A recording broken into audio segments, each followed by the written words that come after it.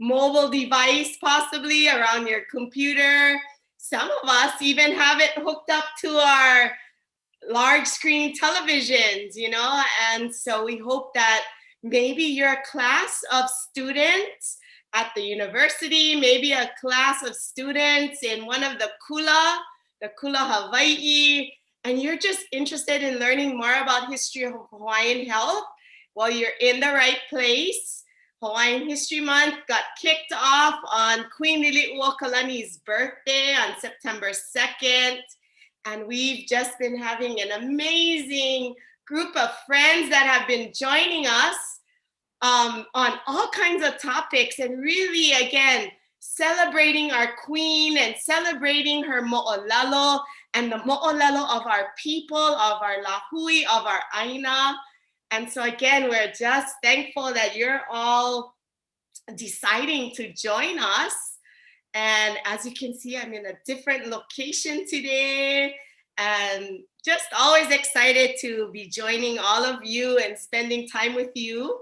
So as we're getting set up, you know, I have my mobile device here, and we're always excited that we get to go live on so many other partner pages, you know, and we get to fill our social media with really good content, especially around this theme of the history of Hawaiian health. You know, we're actually having 2 presentations today, and they're going to be consecutive.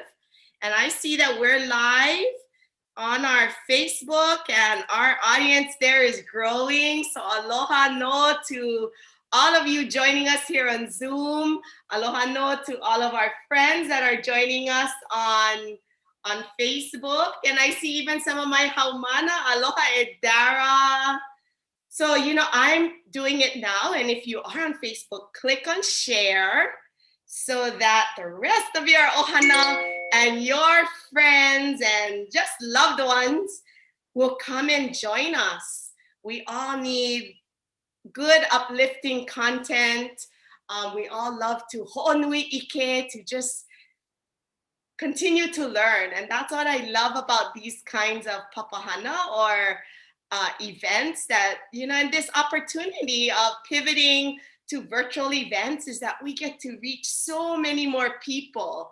And again, just so thankful that the Hawaii Pono'i Coalition, together with so many friends, have decided that, hey, no matter what, let's do it this year. You know, normally the Hawaii Pono'i Coalition would have organized the Onipa'a celebration. That was a one-day event, as well as the Maipuina walking tours. But of course, in the situation that we're in right now, everybody was really committed to let's pivot and try to bring this out to everyone. And we've been having views from all over the world. So that's been really exciting, because this mo'olelo and the history of the real history from our perspective, from our point of view, as the Kanaka Oiwi of Hawaii, have this opportunity to share this with all of you. So mahalo again. Great. I'm seeing a lot of friends joining us. Hey, aloha ele, aloha, joining us from Aloha, Oregon. Let us know. Yeah, you know, on a lot of our other episodes, we love to share where we're tuning in from. And, you know, some of you, I just know who you are, so I know where you're at. But maybe let us know, and let's honor your aina. And I see, you know, we're getting really close to our starting time. And as you come in, again, let us know where you're tuning in from. And while you're doing that, again, welcome to Hawaiian History Month, September 16. The theme for week 3 is Hawaiian health, to our ho'ola, to continue our health and our well-being. So specifically today, so every week we do 3 events: Wednesday at 9, Friday at 6 p.m., and Saturday at 4 p.m. So today, History of Hawaiian Health, our first presentation will be on human anatomy, Hawaiian culture, and its links to Hawaii's history. But before we even do that, we have our panelists and our moderators here online with me. So I'm gonna stop sharing my screen at this point, and we'll be on a gallery view so that you can see all of us here. And I wanna say, I'm so excited to be here with all of my friends and so many people that I've heard so much about and have been able to partner with on other activities too. So we'll do a really quick aloha, and then we're gonna turn it over to Martina and Ben to really get more into the history of Hawaiian health. So let's see, Martina, you wanna start us off and tell us where you're tuning in from? And you'll have to unmute yourself. Getting used to this Zoom world. Aloha kākou. I'm Martina Aloha Kamaka. I'll be moderating your first session today, and I hail from Kaneohe, and you can see my beautiful mauna behind me. Eyo, aloha. All right, let's go over to Dr. Ben Young. Let's see, can we get you? Oh, looks like it's. Are you frozen? Maybe Dr. Ben is frozen there. Well, looks like it, yeah. Yeah, you know what? We'll come back and yeah, we'll come back and check with Dr. Ben, and one of us will maybe text our support team there. But let's go over to Kala and Maka to say aloha.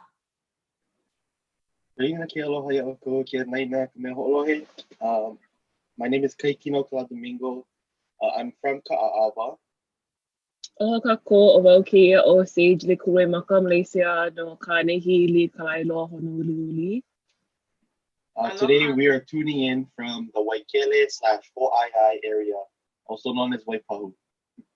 Awesome. And is that your mauna in the back too? Yeah, that's Ka'awa in the back. Hey. Always got my back, yeah.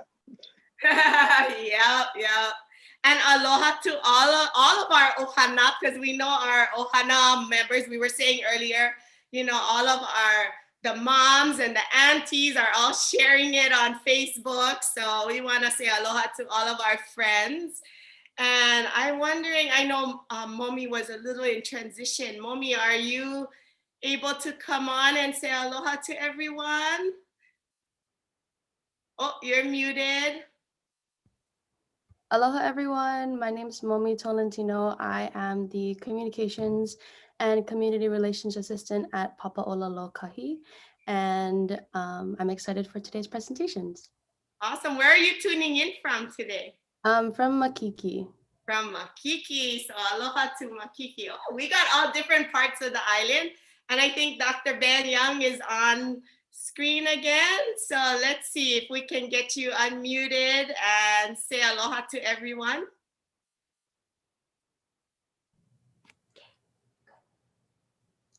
Got it? Yep, hi. Hey. Hello, Malia. My name is Ben Young, and the title of my presentation is Human Anatomy, Hawaiian Culture, with links to Hawaiian history. But if you're watching this, guarantee you're going to fail the course in human anatomy. So don't count on it. Born and raised in Hawaii, and an unusual person who delivered me, her name was Dr. Lee Hong.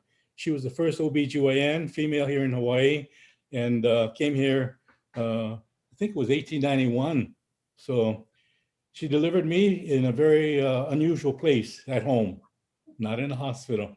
Oh, okay. Well, you're okay. That's it.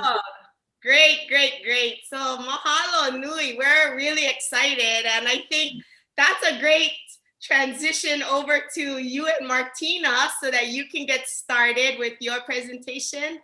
And Kala, Maka, myself, and Momi will join you back at about 10:30 or so. So have a great presentation, you guys. Mahalo, Malia. Mahalo.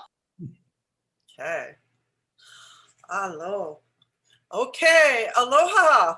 So I introduced myself briefly, but I'm actually a family physician, and really want to thank sort of the co-sponsors of this week, which is Papa'ololokahi, Ahahui o Nakauka, the Association of Native Hawaiian Physicians, and where I work, the Department of Native Hawaiian Health at the John A. Burns School of Medicine. And we're really, really excited to bring you this presentation. I've known Ben for many years, worked with him back at the School of Medicine years ago. And it's just really, really hard to do an introduction for Ben. And if you have a clue at all from the title, you're in for a real treat and you're just like, how is he going to weave this all together? Well, that's kind of a little bit like his life. It's so fascinating and there's so many pieces. So I think in honor to, I'd like to really honor sort of his story. So I'm actually going to do, instead of introducing him traditionally, I'm going to sort of do a little bit of an I would say interview for his introduction. So Ben, just so excited that you agreed to do this session with us today. And I would just like to start off by saying, you know, your journey to where you are now is just fascinating. Could you maybe just start us off with what first got you on your journey toward medicine? Oh my, that's right. It took a while. I hope my high school classmates that tune on, because I graduated from Roosevelt. Tears with hearts full of pride, dear alma mater. So actually, I was supposed to be headed for the cannery for a job during my last year in high school. But there was a minister at Kamehameha Christian who took hold of me and guided me and said, you know, you should go on to college. And kind of poo-pooed the idea. So he knew a president of the small college in Kentucky. And his name was Kentucky Christian College. And he was able to get me in there, provided I worked on the farm. And I did. And I even had the experience of working in one of the coal mines one summer. But that only lasted a week because I knew that this was not what I wanted to do. I went out and graduated from Milligan College in Tennessee with a degree in English literature, and then moved out to California, where I thought that maybe I would be interested in studying medicine. But English literature does not have any sciences. So I had to go back to college. My wife Dee I met at Milligan, and had to go back to college and finish up. It took me 5 years to get through general chemistry, general zoology, comparative anatomy, embryology, organic chemistry, all those courses, and finally applied. A school offered me a scholarship, and that was Howard University in Washington, D.C. It's an HBCU, historic HBCU, historically Black college and university. And we pile all our belongings in a 14-foot trailer in a 53 Chevy, and we hauled all the way back to Washington, D.C., where I completed 4 years of medical school there. And then after that, decided to come back home to Hawaii, where I started a residency in psychiatry under the new department head at that time, John McDermott. So briefly, and then I got on call, got a request to come on board with the medical school with a very unique challenge to get more Hawaiians in medicine. So I started that in 1972, 73, and stayed with the medical school for a few years. Eventually headed up the Native Hawaiian Center of Excellence, where you came on board. And that's a brief highlight of my life. That doesn't do justice. You can see, you're like, wow, Kentucky. You have to know Dr. Ben Young. He's a musician. I remember he can sing Kentucky coal mining songs along with Irish songs, everything. He's a wonderful ukulele player. But he was also the dean of student affairs when I was at the School of Medicine, which was wonderful. And he always had his ukulele with us, and he was always playing music for us.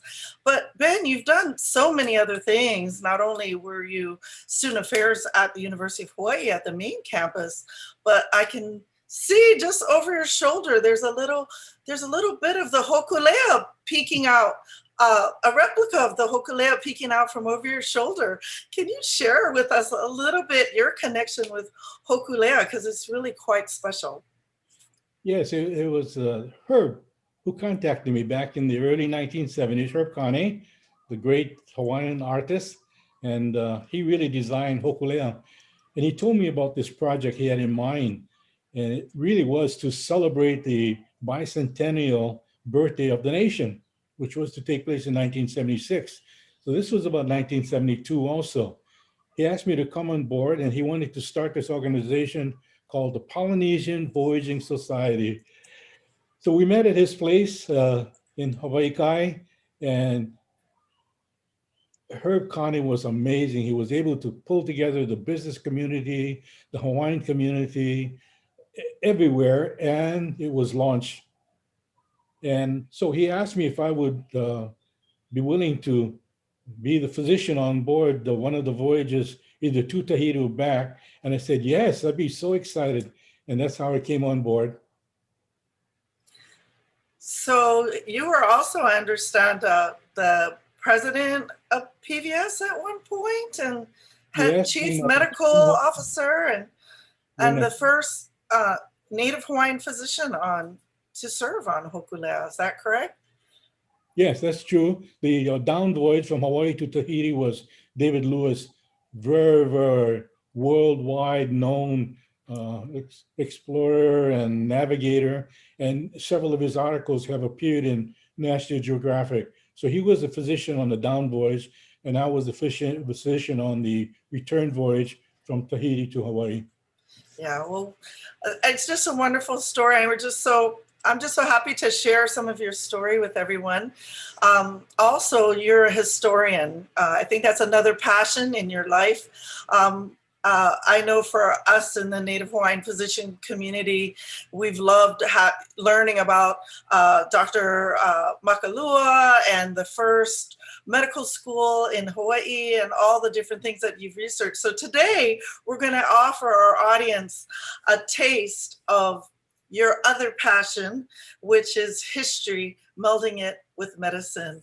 So Ben, I'm going to go ahead and have you just start your talk, because I know you have so much to share, and I want to give you as much time as possible. So mahalo for sharing your story with us, and looking forward to your talk.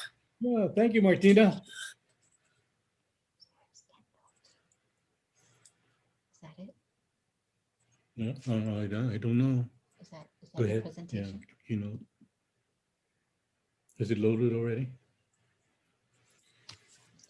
I think we're getting Dr. Young's presentation lined up. So We are getting his presentation lined up. So Ben, while he's getting lined up, just so you know, many of you are familiar with the Imihola program. And really, Ben was responsible for starting the program. It had a slightly different name, but that really, I would say, significant proportion, maybe the majority of Native Hawaiian physicians that are practicing in Hawaii have been through that program. So we in the Hawaiian medical community really have a lot of aloha for Ben, and so much gratitude for his efforts to really increase our numbers. So looks like he may be ready for us now. Ben, you ready? Let's see. Looks like they're still bringing it up. Okay. Now, but Martina, what is one interesting thing? Like, he didn't say anything about playing music, and I know he said he doesn't have his ukulele with him, but when I heard our little talk story the other day, he has a beautiful voice too. What do you know about that? Oh, he has a beautiful voice. You know, when I was a medical student, he always had his ukulele and he'd play music for us.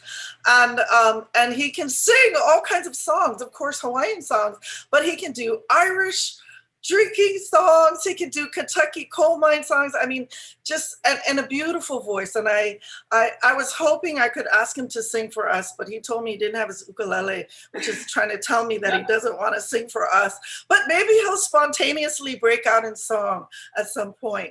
Hint, Ben. Okay, Yeah. look, I think we're ready to go now. So is that right? Are we ready? Let's see if I can I saw his screen. unmute. Yes. Let's see if we can unmute them. And I see, yeah, they were almost there. Oh, we're getting back again. Well, it looks like Keynote did a quick. Thank you, everybody, for, this is part of our learning during these times as well. And, sometimes it's working really well, and then sometimes we do some troubleshooting. So thank you for staying with us. There we go. Let's try and click on the first slide. Yes. Let's go. Okay. I see what looks like a desktop, so maybe we're making some progress here. PowerPoint. We are. Yeah. We are. And thank you for all of you, again, for, staying with us. You know that you're gonna be learning so much. This is gonna be a treat, so hang in there, everybody. I have never listened to Ben speak and not be completely in awe. So this will absolutely be a treat. So hang in there. I think we're getting there. I continue to see a lot of our friends joining us on Facebook, and they're already, I saw some hearts coming up. There's a lot of these emojis, and people are really excited. And they're just like, hey, aloha. They're tuning in from places like Aotearoa is joining us. And oh, kia ora. Yeah, kia ora. Waiakea is joining us. Puahau. Waimea on Moku o Keawe. Oh, there we are on the first slide. Great. Okay, Ben, I think you're up. You're ready. We're ready for you. We just need to get you unmuted. Unmuted.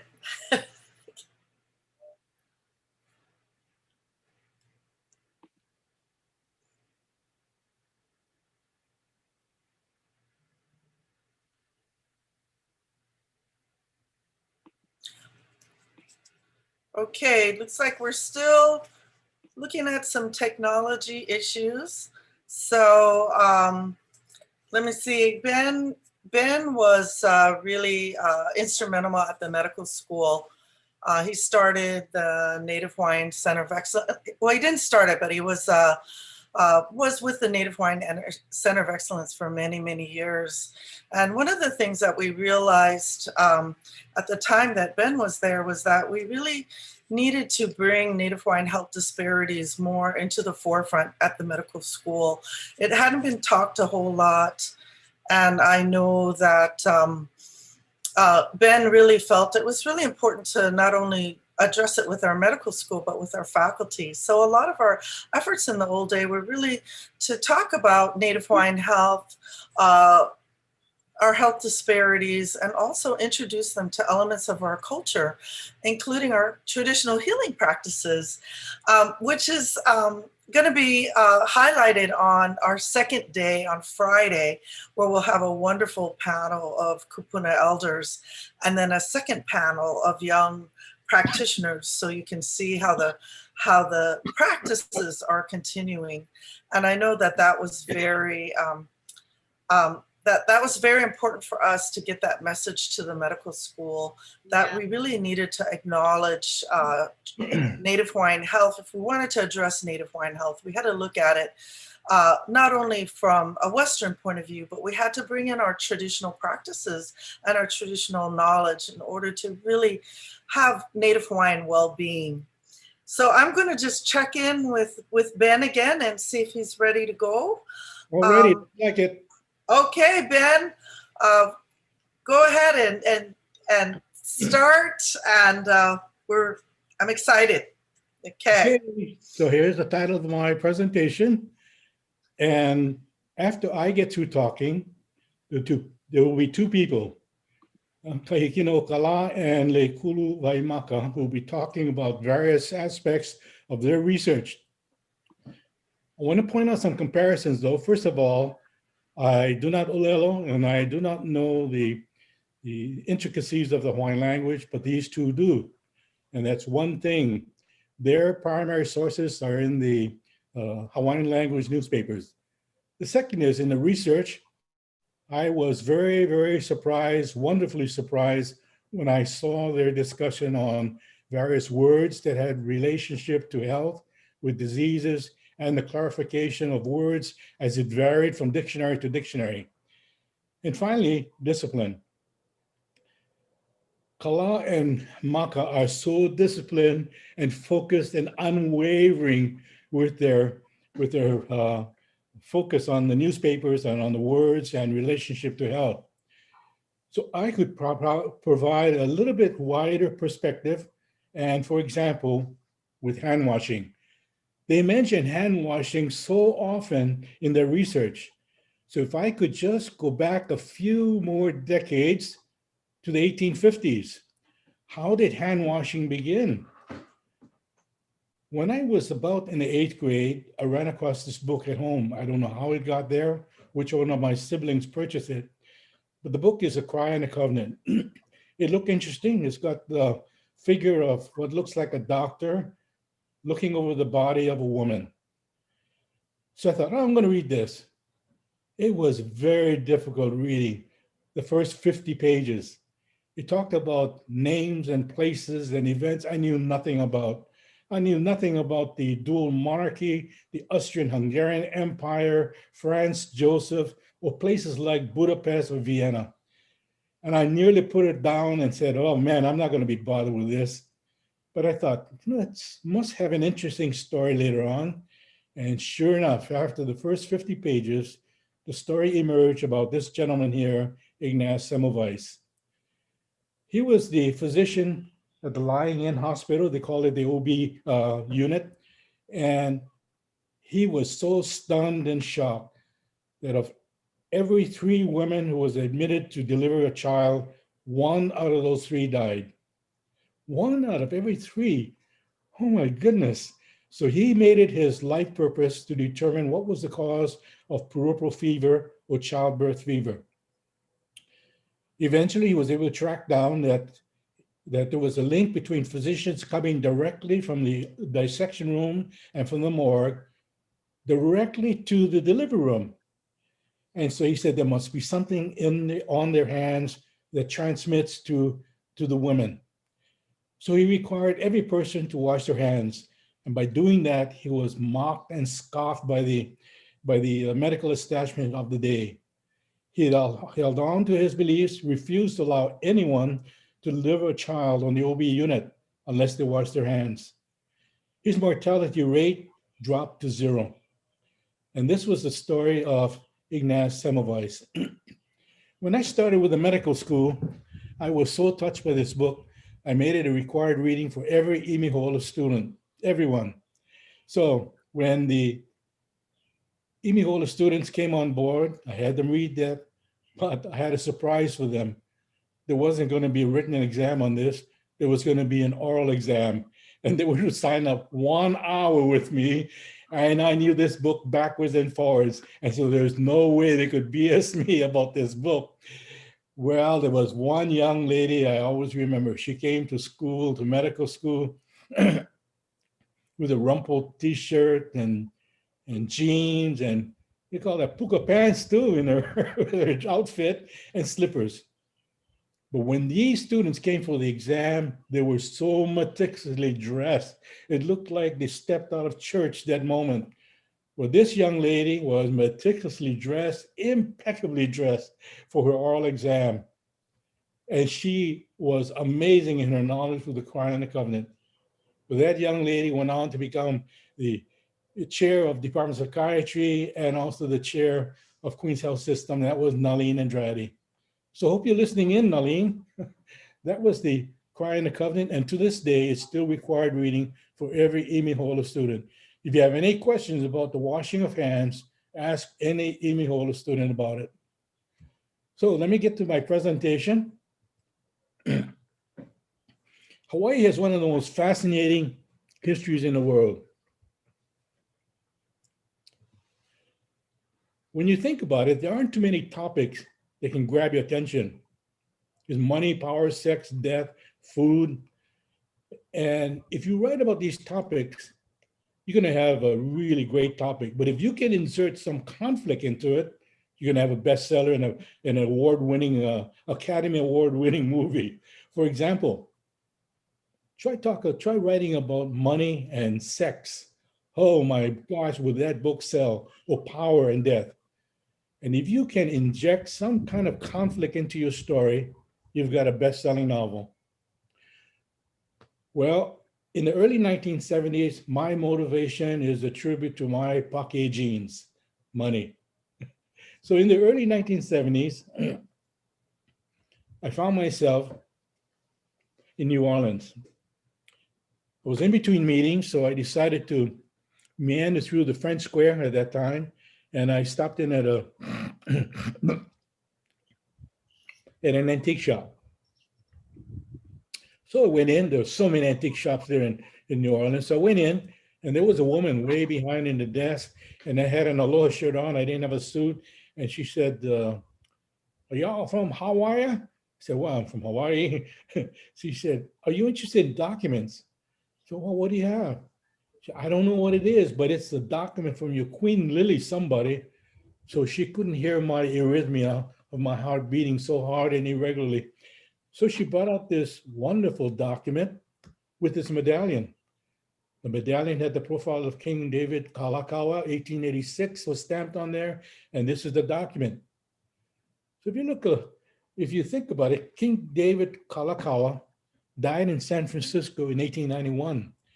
And this document was given to a Mr. Frank Lavier. It reads, "This is to certify that Her Majesty Liliuokalani, Queen of the Hawaiian Islands, has granted a Medal of Honor to Mr. Frank Lavier in appreciation for service rendered to his late Majesty King David Kalakaua." You look at the seal. It's traditionally, Kamehameha is on the right and Kamanawa is on the left. Wow, I said, it's really nice. How much do you want for it? She said, $250. So I thought, oh, $250 is a lot of money. I'll tell you what, I'll go home and check it out. So I came home and I went to one of the Hawaiiana shops, and I described the document to him. And I said to him that there was a medallion with it too. So he said, "Well, if it's like you described, I'll give you $1,000, sight unseen for it." So my brain started moving. I thought, well, if he's willing to give me $1,000, it's probably worth a lot more than that. So I called up the woman and I told her, "You still have that document?" She said, "Yes." I said, "Oh, there are so many of these floating around in Hawaii. I'll give you $125 for it." So she said, "Okay." So I sent her the $125. She sent me this document and the medallion. I took it to another person, and he looked at it. He examined the medallion, examined the paper, and he said, "Wow, this is priceless. I'll give you $10,000 for it." $10,000. I think he was over the amount that it was valued. Maybe not though. So a couple of years later, I found myself in New Orleans again. And I went back to that same shop, and there was that woman. And I asked her, "Do you remember who I am?" She said, "Oh yeah, you're the one that bought that document from Hawaii." I said, "Yes." She said, "Do you still have that document?" I said, "Yeah." She said, "You hang on to it. It's going to double in value one of these days." I said, "Are you sure?" She said, "I'll guarantee it." That was my first experience with some details about Hawaiian history, and money had a lot to do with it. My second interest was Hawaiians in medicine. When I started with the medical school, it was only natural that I asked the question, who was the first Hawaiian to study Western medicine? Well, this trek took me to meeting with Agnes Quigg, who was the librarian at Kamehameha schools, and to her article, Hawaiian Studies Abroad. It was an endeavor by King David Kalakaua to send students abroad to gain a broad education so that he could develop leaders for the Hawaiian nation in the next generation. One of those sent abroad was Abraham Pi'inaya. Not the A Pi'inaya we knew, but actually older than him. And from his line came A Pi'inaya and Gordon Pi'inaya. But one day there was a group of us just getting together, and I was chatting with Gordon. And so Gordon said, "Hey, Ben, what are you doing nowadays?" I said, "Oh man, I'm having a lot of trouble. I'm trying to find the story of the first Hawaiian who studied Western medicine." And Gordon said, Oh yeah, that was Matthew Makalua. Gordon, how in the hell did you know that? He said he was sent to England with my great grandfather Abraham P. What a remarkable story. With Gordon's help, I was able to track down the third, fourth, and fifth generation of Matthew Manuia Makalua's descendants. Had lunch with them, had dinner with them. But interestingly, I asked the question, well, where's he buried? I wanted to pay my respects to his iwi, and they did not know. So one thing led to another, and eventually my wife and I went to Hastings and was able to find his grave. It took a while, but there were his words, his name, Matthew Manuia Makalua. I was so appreciative of this, of the fact that there were so many others who followed in this track. I gave a talk on the search for the first Hawaiian to study Western medicine. And lo and behold, one day I was in the state archives and ran across Carrie Inglis, professor of Hawaiian history at UH Hilo. And she told me she had gone to the grave of Matthew Makalua and paid her respects. And there are so many students from the Hawaiian Studies program who've also done that. On another trip to England, I went to King's College School of Medicine, where Matthew Makalua enrolled. As you go through the magnificent entrance there, you go through the entrance, and there on the wall are so many plaques, one of which was dedicated to Sir Joseph Baron Lister. Same name where we get Listerine, remember that? And to honor him, it says here that his name will be handed down to posterity as the founder of antiseptic surgery, one of the greatest discoveries in history and a source of inestimable benefit to mankind. It turns out that Matthew Makalua was one of his bandage dressers in surgery. And there's a photograph of Matthew Makalua with Sir Joseph Lister, but the facial features are very difficult to see, so I'm not including it here. I went next door to the chapel. I was so moved by this beautiful chapel that I took a picture of it. And I was told later that the students were required to attend and attendance was taken. Can you imagine medical students today being required to attend chapel? So after this, I went upstairs to the Student Affairs Office of King's College School of Medicine. And I went up to the desk and I said to the woman there, I'm from Hawaii and I'm trying to find some information on a student who attended school here in the 1880s. Well, the woman looked at me and she said, are you Hardy Spore? I said, Hardy Spore, how did you ever know that name? And she explained about the emails she was exchanging with Hardy Spore. Well, look, there's some similarities, aren't there? I mean, both have receding hairlines. Both have white hair, but the guy on the right has more white hair than me. And both have very muscular builds. You see that, right? But what really clinched it, by the way, you can get this photograph online, just Google images and put down Hardy Spore, and you will find this image here. But really clinched it for me was the caption underneath that, which reads, photo taken by Elvira at Friday's luncheon, Hardy Spore and his grandson.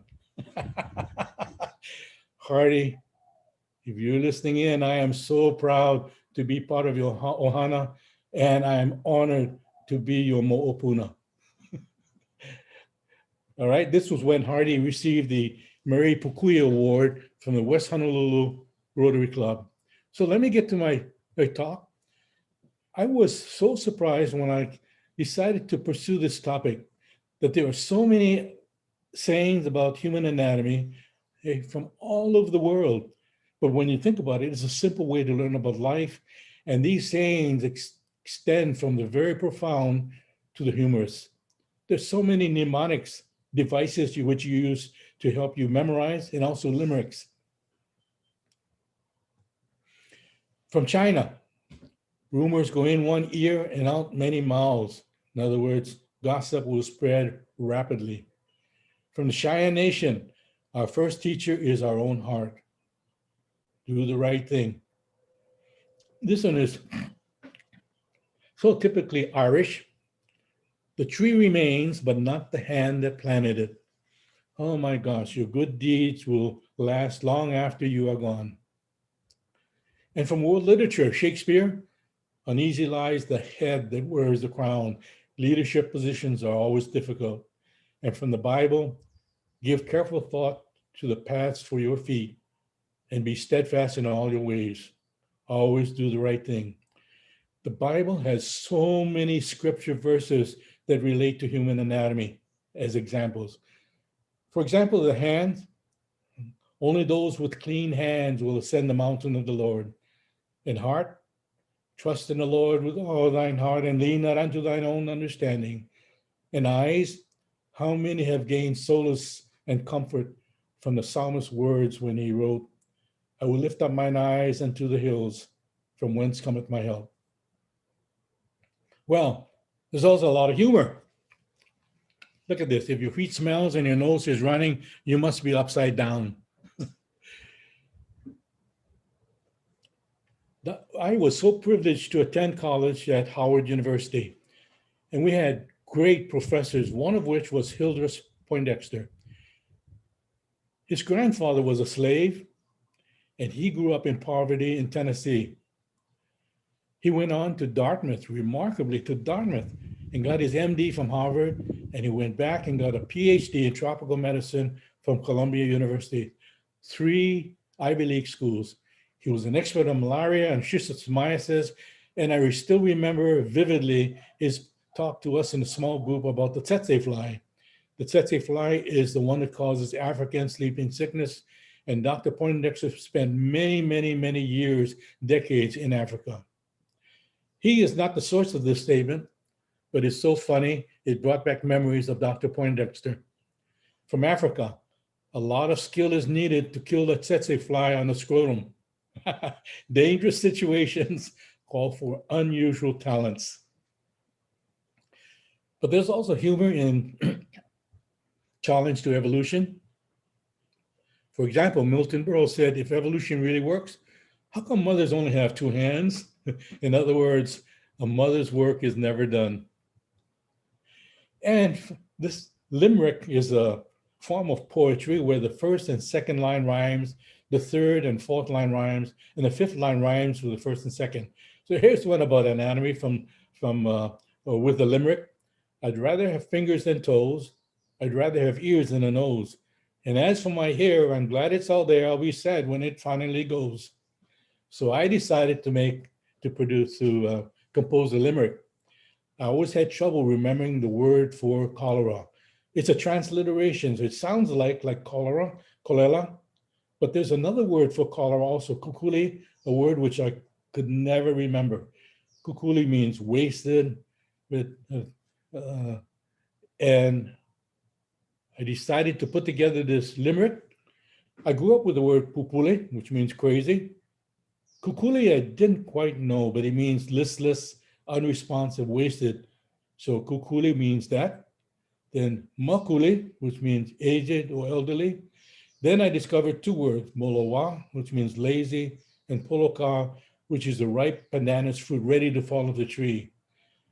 So here's something from the poet laureate of Hawaii. There once was a Dr. Pupule, who's crazy. His body was feeling kukuli, listless. Some called him molowa, lazy. He felt poloka, like the fruit ready to drop. He just suffers from being makuli.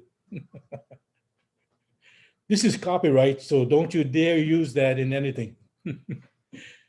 Human anatomy also extends into the psychological realm. And there's something in psychiatry and psychology we call the Freudian slip. It's to express an unintentional comment revealing one's unconscious intent or belief. So let me give you some examples of the Freudian slip. For 7.5 years, I've worked side along President Reagan. President George H.W. Bush once declared, we've had triumphs. We've made some mistakes. We've had some setbacks. And this female reporter has never been able to live this down. She did this on air. Tiger Woods has not been playing golf for a month and thinks it could be due to a bulging, and she meant to say DISC.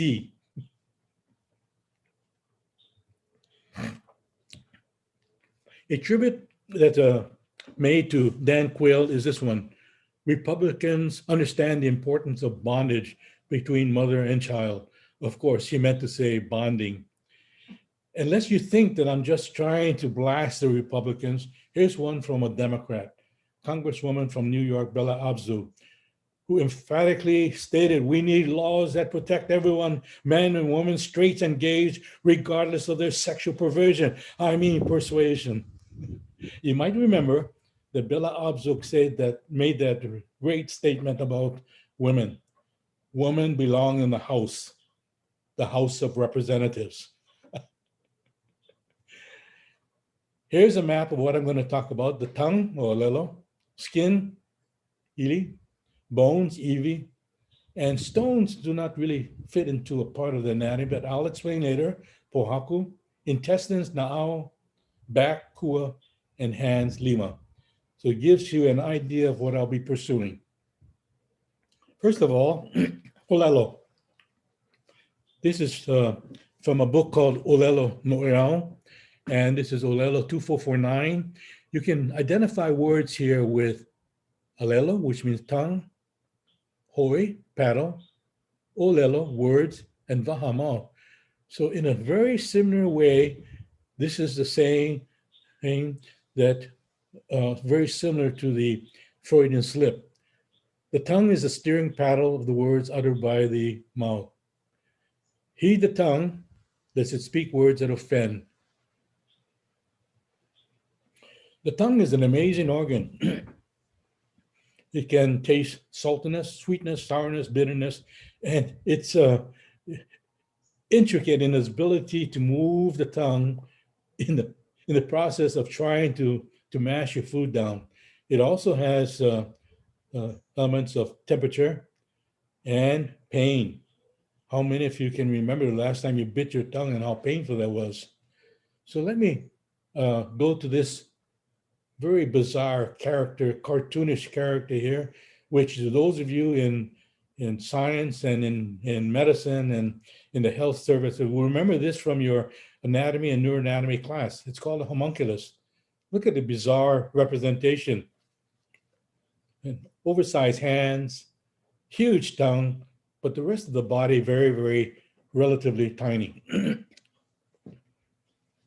So here's what I want to do.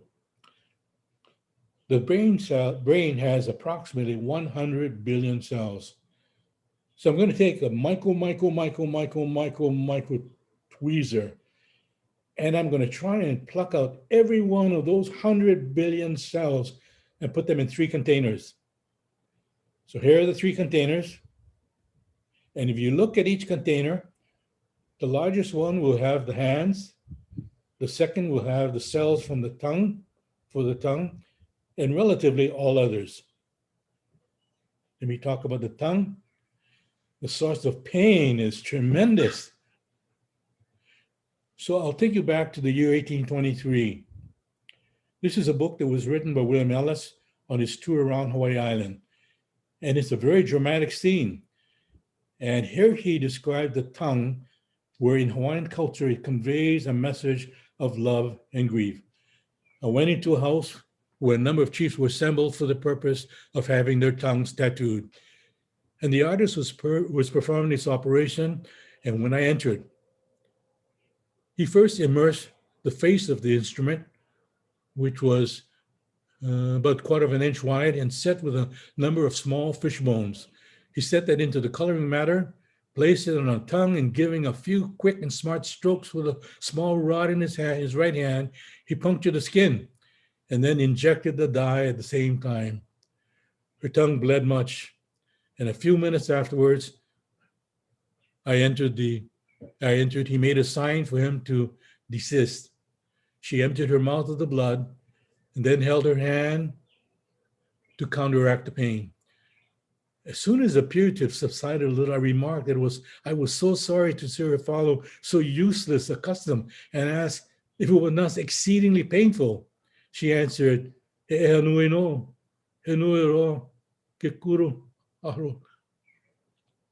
"Aroha, pain great indeed, but greater my affection and my grief."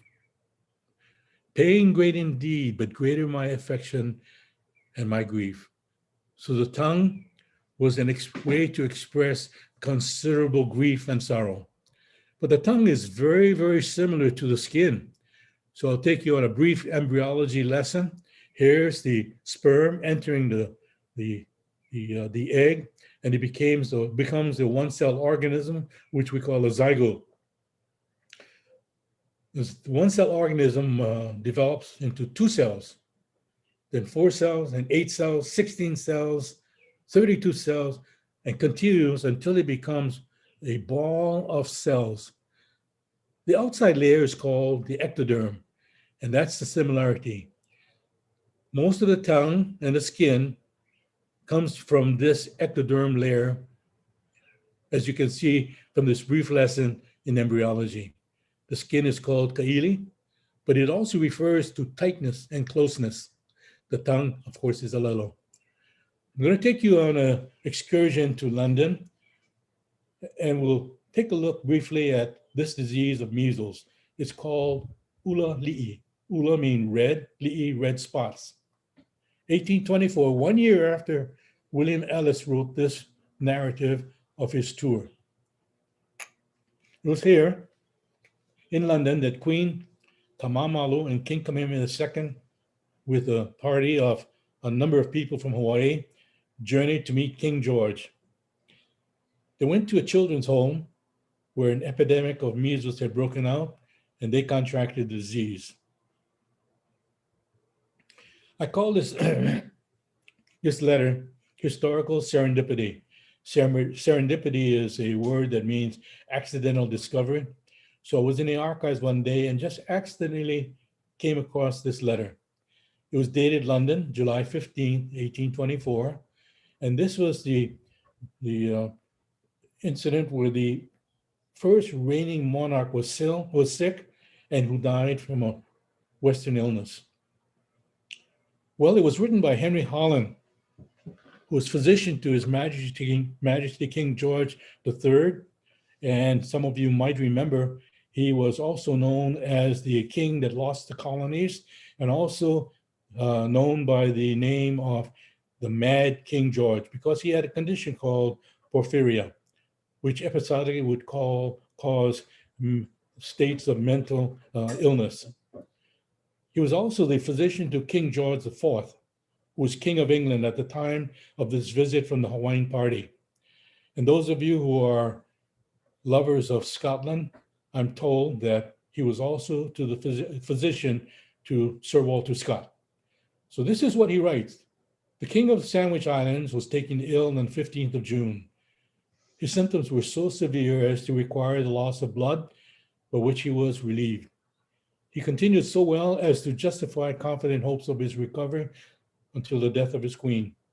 Soon after which, changing materially for the worse, he gradually declined until he died without a struggle in a groan at 4 o'clock on the morning of Wednesday, July the 14th, surrounded by his affectionate attendants who accompanied him on his voyage to England.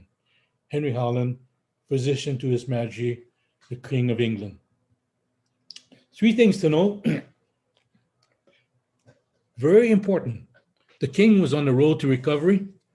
He was prescribed the acceptable medical treatment of the day, which was bloodletting. You might remember this was the treatment that probably accelerated the death of George Washington. And it was based on the theory that the blood contained the elements that cause illness, the humors, the 4 humors. And third point is he asked to be taken to the bedside of his queen. And this is from other sources. Most likely, this did not happen immediately because the queen died several days prior to the death of King Kamehameha II. There were survivors from that voyage, and here are several of them: Boki and Liliha, and Keku Nā Ano Wai Ele, who is the father of the future King Kamehameha IV and King Kamehameha V. There's a wonderful article in the Pediatric Infectious Journal of August 2009 that not only talks about the measles epidemic in London, but has a very extensive description of the party that came there from Hawaii. So here's one ulelo about the skin. Remember the name of the skin for the name of the disease for measles, ulali, and meaning red and spots. So here's Olelo 813, Kane Ikaili, describing a husband, always close, very tight, nearby, in joy and in sorrow. And here's another Olelo from 876, an expression of humbleness used in the skin of the example, acknowledging the superiority of another.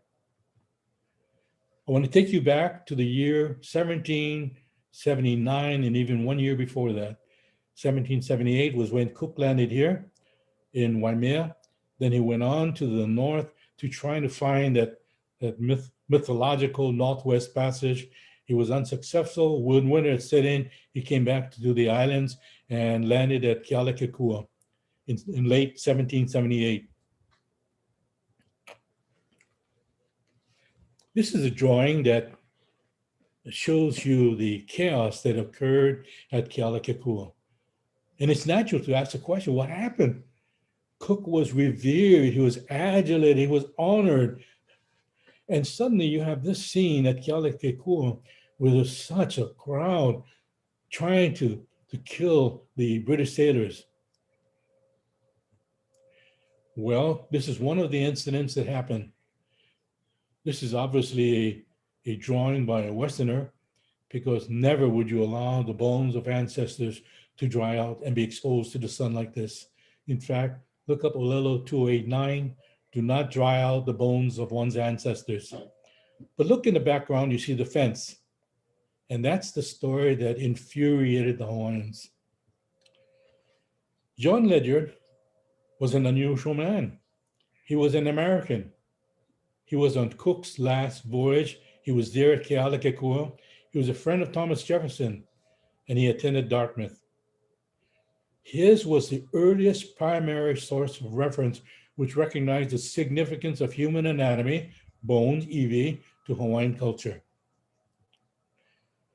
My daughter lives in New Hampshire. And by the way, that's where Kim Burney was born, in Portsmouth, I think it was, no? But I decided to go to Hanover, and I looked around and was so stunned.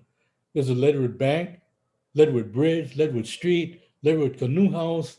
And so I went into the bank, and there was a portrait of John Ledyard. I explained to the woman that I was doing some work about John Ledyard, if she would allow me to have my picture taken next to him. And she did. She took this picture of me next to that portrait, that old portrait of John Ledyard. Well, here's the story of what happened. John Ledyard was an observer of the incident. Captain Cook had returned to the islands because the mast was destroyed by the gale winds, and he needed more firewood. He made a bargain with the chief, and his generous offer was to give him a hatchet in exchange for that fence that surrounded this place here. But the chief refused. This got Cook very angry. And so Cook ordered one of his officers to give that hatchet to the chief, and still the chief refused. So Cook ordered him to hang it on his apparel, and he did. Then Cook ordered his men to dismantle the fence, which they did. This was the sentence from John Ledyard's Last Voyage of Captain Cook, pages 92, 93. The chiefs were distraught to behold the fence that enclosed the mansions of their noble ancestors and the images of their gods, torn to pieces by a handful of rude strangers. I say aloha to you folks from Aotearoa, from New Zealand, because on one occasion when we were there, someone introduced me and said in the conclusion remarks, we owe you Hawaiians a great amount of gratitude for killing Captain Cook. I was so amazed by that comment. But this gives you an idea how much anger there was at Captain Cook, but recorded by primarily one source here, John Ledyard. So the bones were very special, including this saying from Olelo 2488, Ola na iwi, the bones live, a respected elderly person well cared for by the family.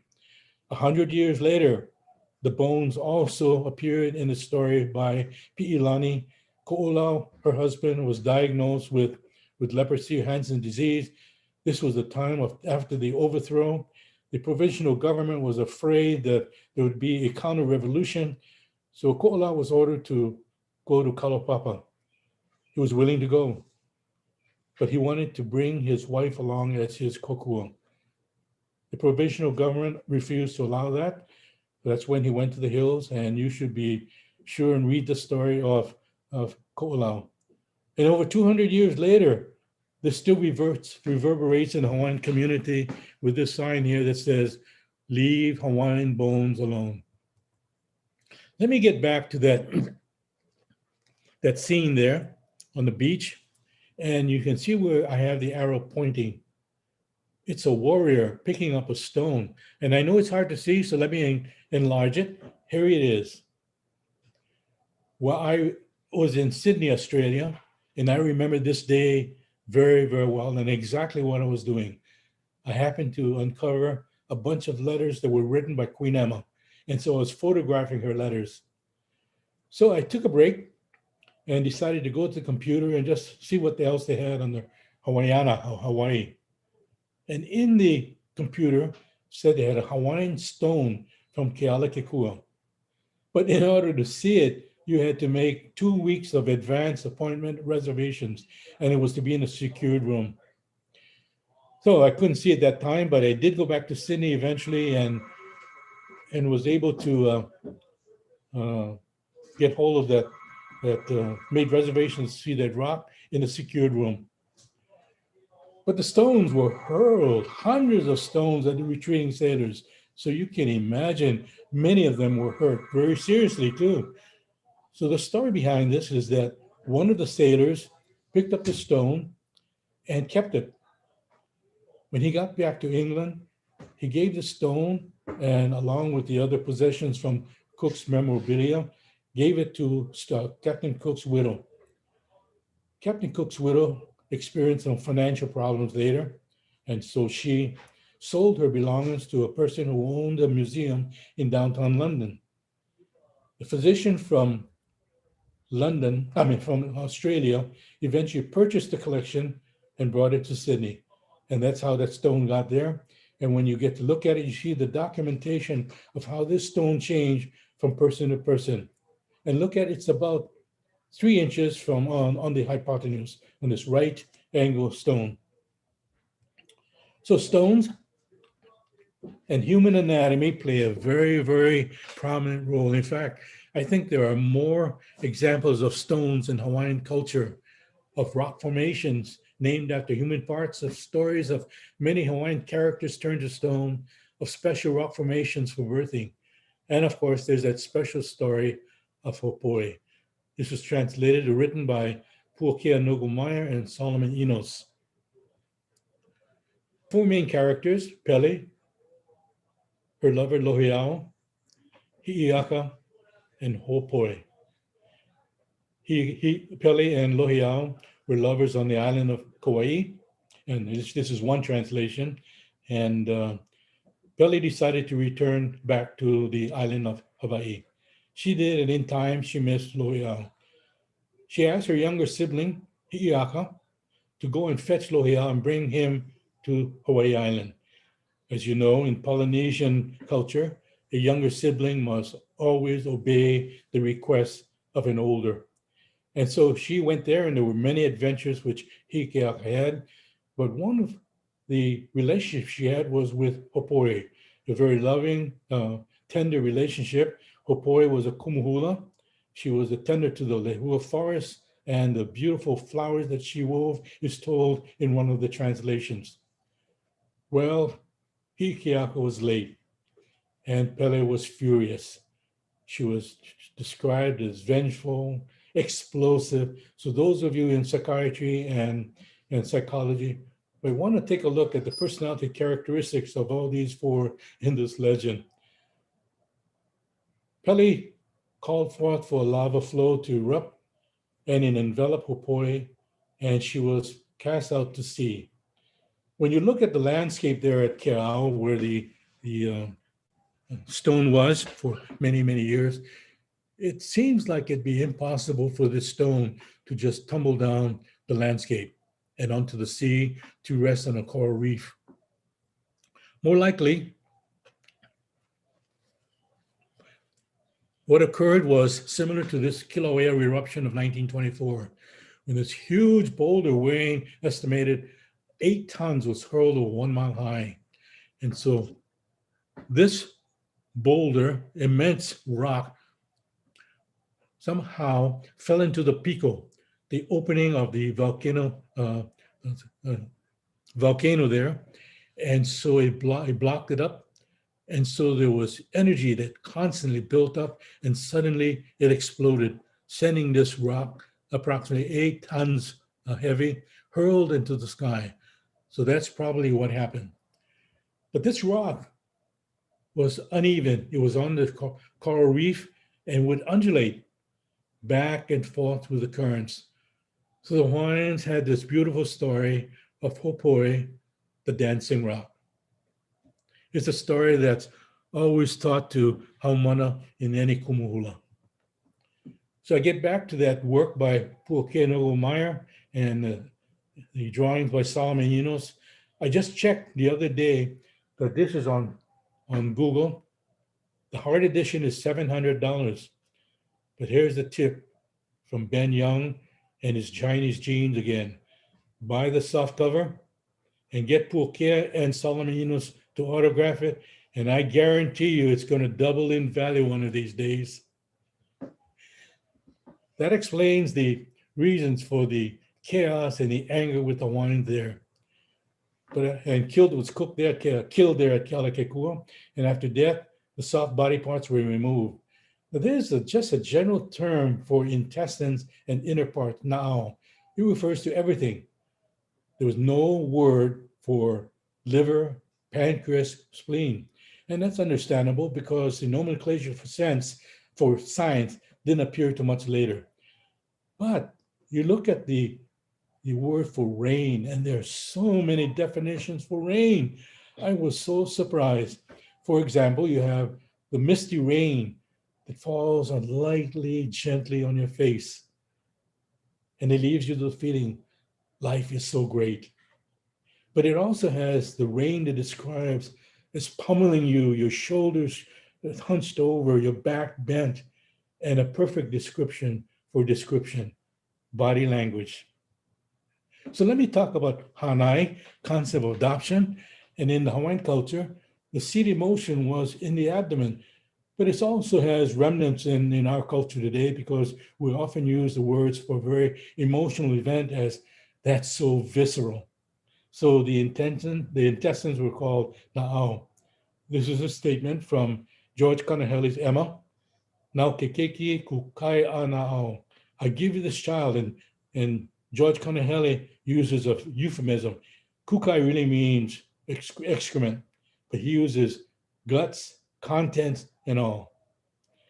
And this is a quote from him, that actually it can carry the idea of give you this child with all its present and potential qualities of intelligence and character and all of its capabilities for love, hate, fear, courage, grief, and happiness. So this is from George Kanahele's book, Emma.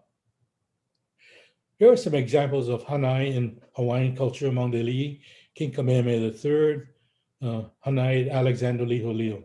You happen to come across any of Alexander Liholiho's letters, he affectionately addresses King Kamehameha III as father. Kinau, Hanai Bernice Pawahi, High Chiefess Ha'aheo, Hanai Kalakaua, High Chief Paki and High Chiefess Konia, Hanai Lydia, later Liliu Okalani, and Dr. Thomas Rook and Grace Kamaikui, Hanai Emma. All classes participated in this practice, and the purpose of it was to train the child in the family legacies so the history could be passed on, usually female to maternal grandparents, male to paternal grandparents, and often to an infertile couple like Sir Thomas Rook and Grace Kamaikui. Today, Hanai is referred to as an informal, usually a non-legal but deeply affectionate relationship seen often in cases of an abandoned child, incarcerated parents, or incapacitated mother. Let me move on to the back.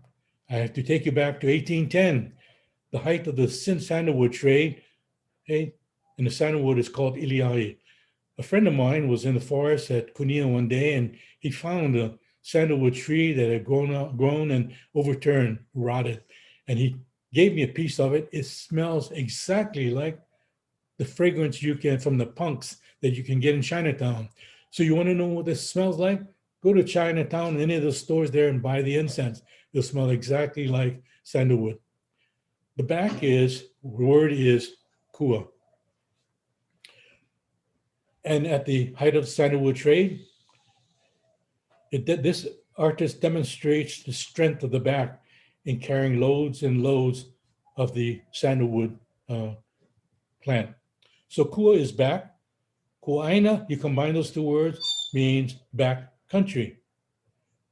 Ozzie Bushnell liked to refer to him as a kuaina, but he defined this as a country hick. The word ko'okua comes from ko, which means to tow, drag, lift with the back, and kua. Kokua then is a very common word used today. I need your kokua, which means I need your help, I need your generosity, and in any election year, it means I need your vote. So kokua, to help support, with the strongest part of the body, but it was also the most vulnerable. King Kamehameha II also had a name, Liho Liho, which means glowing and fiery back. His full name was Kalaninui Kua Liho Liho Okekapu, the great chief with the burning back, tabu. This is a graph I put together, which is almost a straight line from the time of 1778, contact with Cook, all the way down to the 1860s. It's almost a straight line in the depopulation of the population of Hawaiians. And I have only venereal disease here listed because gonorrhea and syphilis were considered one and the same, and not until later were the organisms discovered and separated. In 1865, December, King Kamehameha V signed into law to isolate all those diagnosed with leprosy to Waikolu Valley. In January of 1866, the first patients were sent there. The settlement was then moved up to the upper side of Kalavao, and I've hiked this many times. It's a very difficult hike. And when you think of patients who are diseased, maimed, dying, to hike along this path of boulders and rocks, slowly making their way up the hill to Kalavao, you realize what they had to go through. At the top side of Kalawao is the church of Father Damien. I use the word Father Damien because that's how he was known. He's Saint Damien today. But back in 1873, he was lovingly called Father Damien. Here's a picture of his church, Saint Philomena's at Kalawao settlement. So kua refers to back, ko to support, the word kokua to support. Was there another meaning to kokua besides to support, help, assist? It's in a very affectionate word, dates back to the 1800s. I don't think I could find a more touching description of the word kokua than that's written by James Michener. So he writes, all right, and this is a scene at the waterfront. All right, kokua's board, and from the waiting crowd, some dozen Hawaiians, men and women, step on board. They were the kokuas, that strange band of people who in Hawaii in the late part of the 19th century proved that the word love had a tangible reality. The police marshal asked, are you sure you know what you're doing in volunteering for the Lazaretto? No one looking at the kokuas could have predicted that these people would have been so moved by Aloha. True, there were some old women whose lives were nearly spent, and it was understandable that they should join the leprous men with whom they had lived so long. And there were older men who had married young women who had fallen prey to the disease. It was also understandable that these men might prefer to remain with their girls. But there were also men and women of the most indiscriminate sort who climbed up the gangplank to embrace other women and men of no apparent attraction, whatever. So that the people on the deck could ask themselves, why would a man in good health volunteer for the lazaretto in order to be with such a woman? And to this question, there was no answer except the word love. One of the kokuas history records was Okela. She was 10 years of age, was a kokua to her mother and to her father. Here in the archives is a recording of the kokuas who were allowed to kalaupapa and kalavao. And I know it's difficult to read, so I've retyped it out. Her name was Hokela. Sex, female, age 10, Hawaiian nationality. She was admitted on May 15, 1873, 1 month after Father Damien went there, and she came from Wailua. Where in the world is Wailua besides Oahu? It's several valleys over from Wailuku. So this is just to emphasize the point that the disease had impacted Hawaiians in some of the most isolated places of Hawaii. If you go to Kalaupapa, right before you enter the settlement, there you will find her grave. And you will find this inscription: she was a kokua to her mother and to her father. So kua means back, but the word kokua was an affectionate name for helper, for caregiver back in the 19th century. Jonathan Napela is an interesting man. He was a kokua to his wife, Kitty Richardson. This is a photo of Alan Barrister Richardson. Now, they were not the direct descendants from Kitty Richardson, but from one of the siblings. Alan Barrister Richardson's father was the attorney for Queen Liliuokalani in her journey to Washington. And that's why he has the name Barrister. His son was also named Alan Barrister Richardson. Alan, this one portrait here, Alan Barrister Richardson, the oldest, married Florence Richardson, and she was my 7th grade teacher. Alan Barrister Richardson, his son, had 2 children who went into orthopedic surgery too: Andrew Barrister Richardson and Anne Richardson Wright. So what about Jonathan Napela? Wow, you think Napela, it's a word that means decomposed intestines removed from a corpse. We would think, what a horrible name to name a child. Napela? Well, sometimes in Hawaiian culture, a repulsive name was given to a child to ward off evil beings from stealing the child's spirit. And when you think about it, sometimes even those parents who considered this child to be very special in the family would give them a horrible name so that these evil spirits could be repulsed. What was so special about Jonathan Napela? He went to Utah and met with Brigham Young. His wife contracted Hansen's disease. He was a kokua to his wife, and his hand translated the Book of Mormon into Hawaiian. Let me get to hands. Dr. Young, I yes. just want to insert myself real quickly. We have about 15 minutes left. Okay. Let me talk about hands. Michelangelo had to was given the request to paint the Sistine Chapel with scenes from the Bible. How did he paint that spark of life? He used it with hands. Dorothea Lange painted took portraits of the migrants during that terrible era of the Great Depression of the 1930s. So here's a woman holding up her hand to her cheek, her child held around her, one child in her arms, in her left arm. And the question seems to just exude out, what am I going to do? Rodin is the quintessential artist for sculpture of the hands. He's able to demonstrate not only the structure of hands, but also the emotional expression in hands. John Young was Queen Emma's grandfather. He was a bosun. He was the one who rallied the troops, trained them, so in King Kamehameha's conquest of all the islands. His name was Olohana, which translated means all hands. How did that come about? He would rally the sailors, all hands, all hands, all hands on deck, and everybody would scramble to their battle stations. And that's how he got the name, Olohana. His life can be read in this book by Emmett Cahill, Life and Times of John Young. He's buried at the back of Mount Ala. But here's the story of hands as used as a means of identification. Prior to this, Cook, when he was a young man, he almost was killed in an explosion, but he had his right hand scarred terribly by the explosion. So when he was killed at Kealakekua, his remains were removed, all the fleshy parts, and his bones were reverently wrapped. And the way the crew could identify him, which they thought was the Hawaiians making a mockery of him, but this was really a very revered method of respect for the bones. They identified him by the scar on his hand.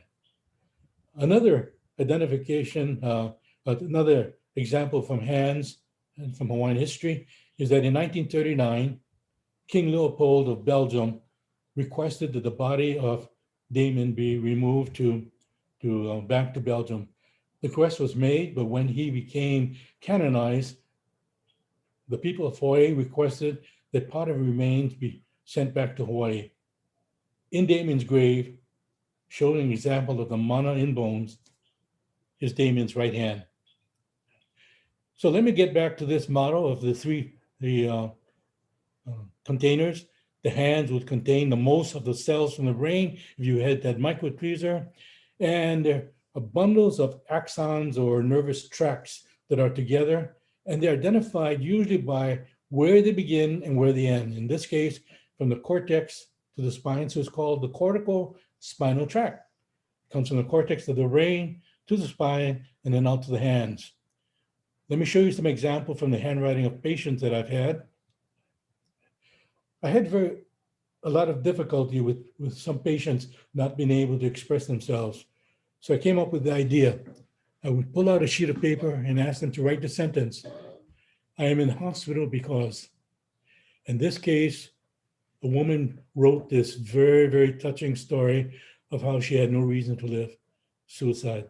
Sometimes the person could not even write those words, and it was an example of dementia. And even those with schizophrenia demonstrated in their handwriting how bizarre their thoughts were. This one was from a young girl who was very mute. She would not talk to me. She would not even write. So I pulled out a paper and asked her to draw it. I was amazed what a talented artist she was. I have deleted most of the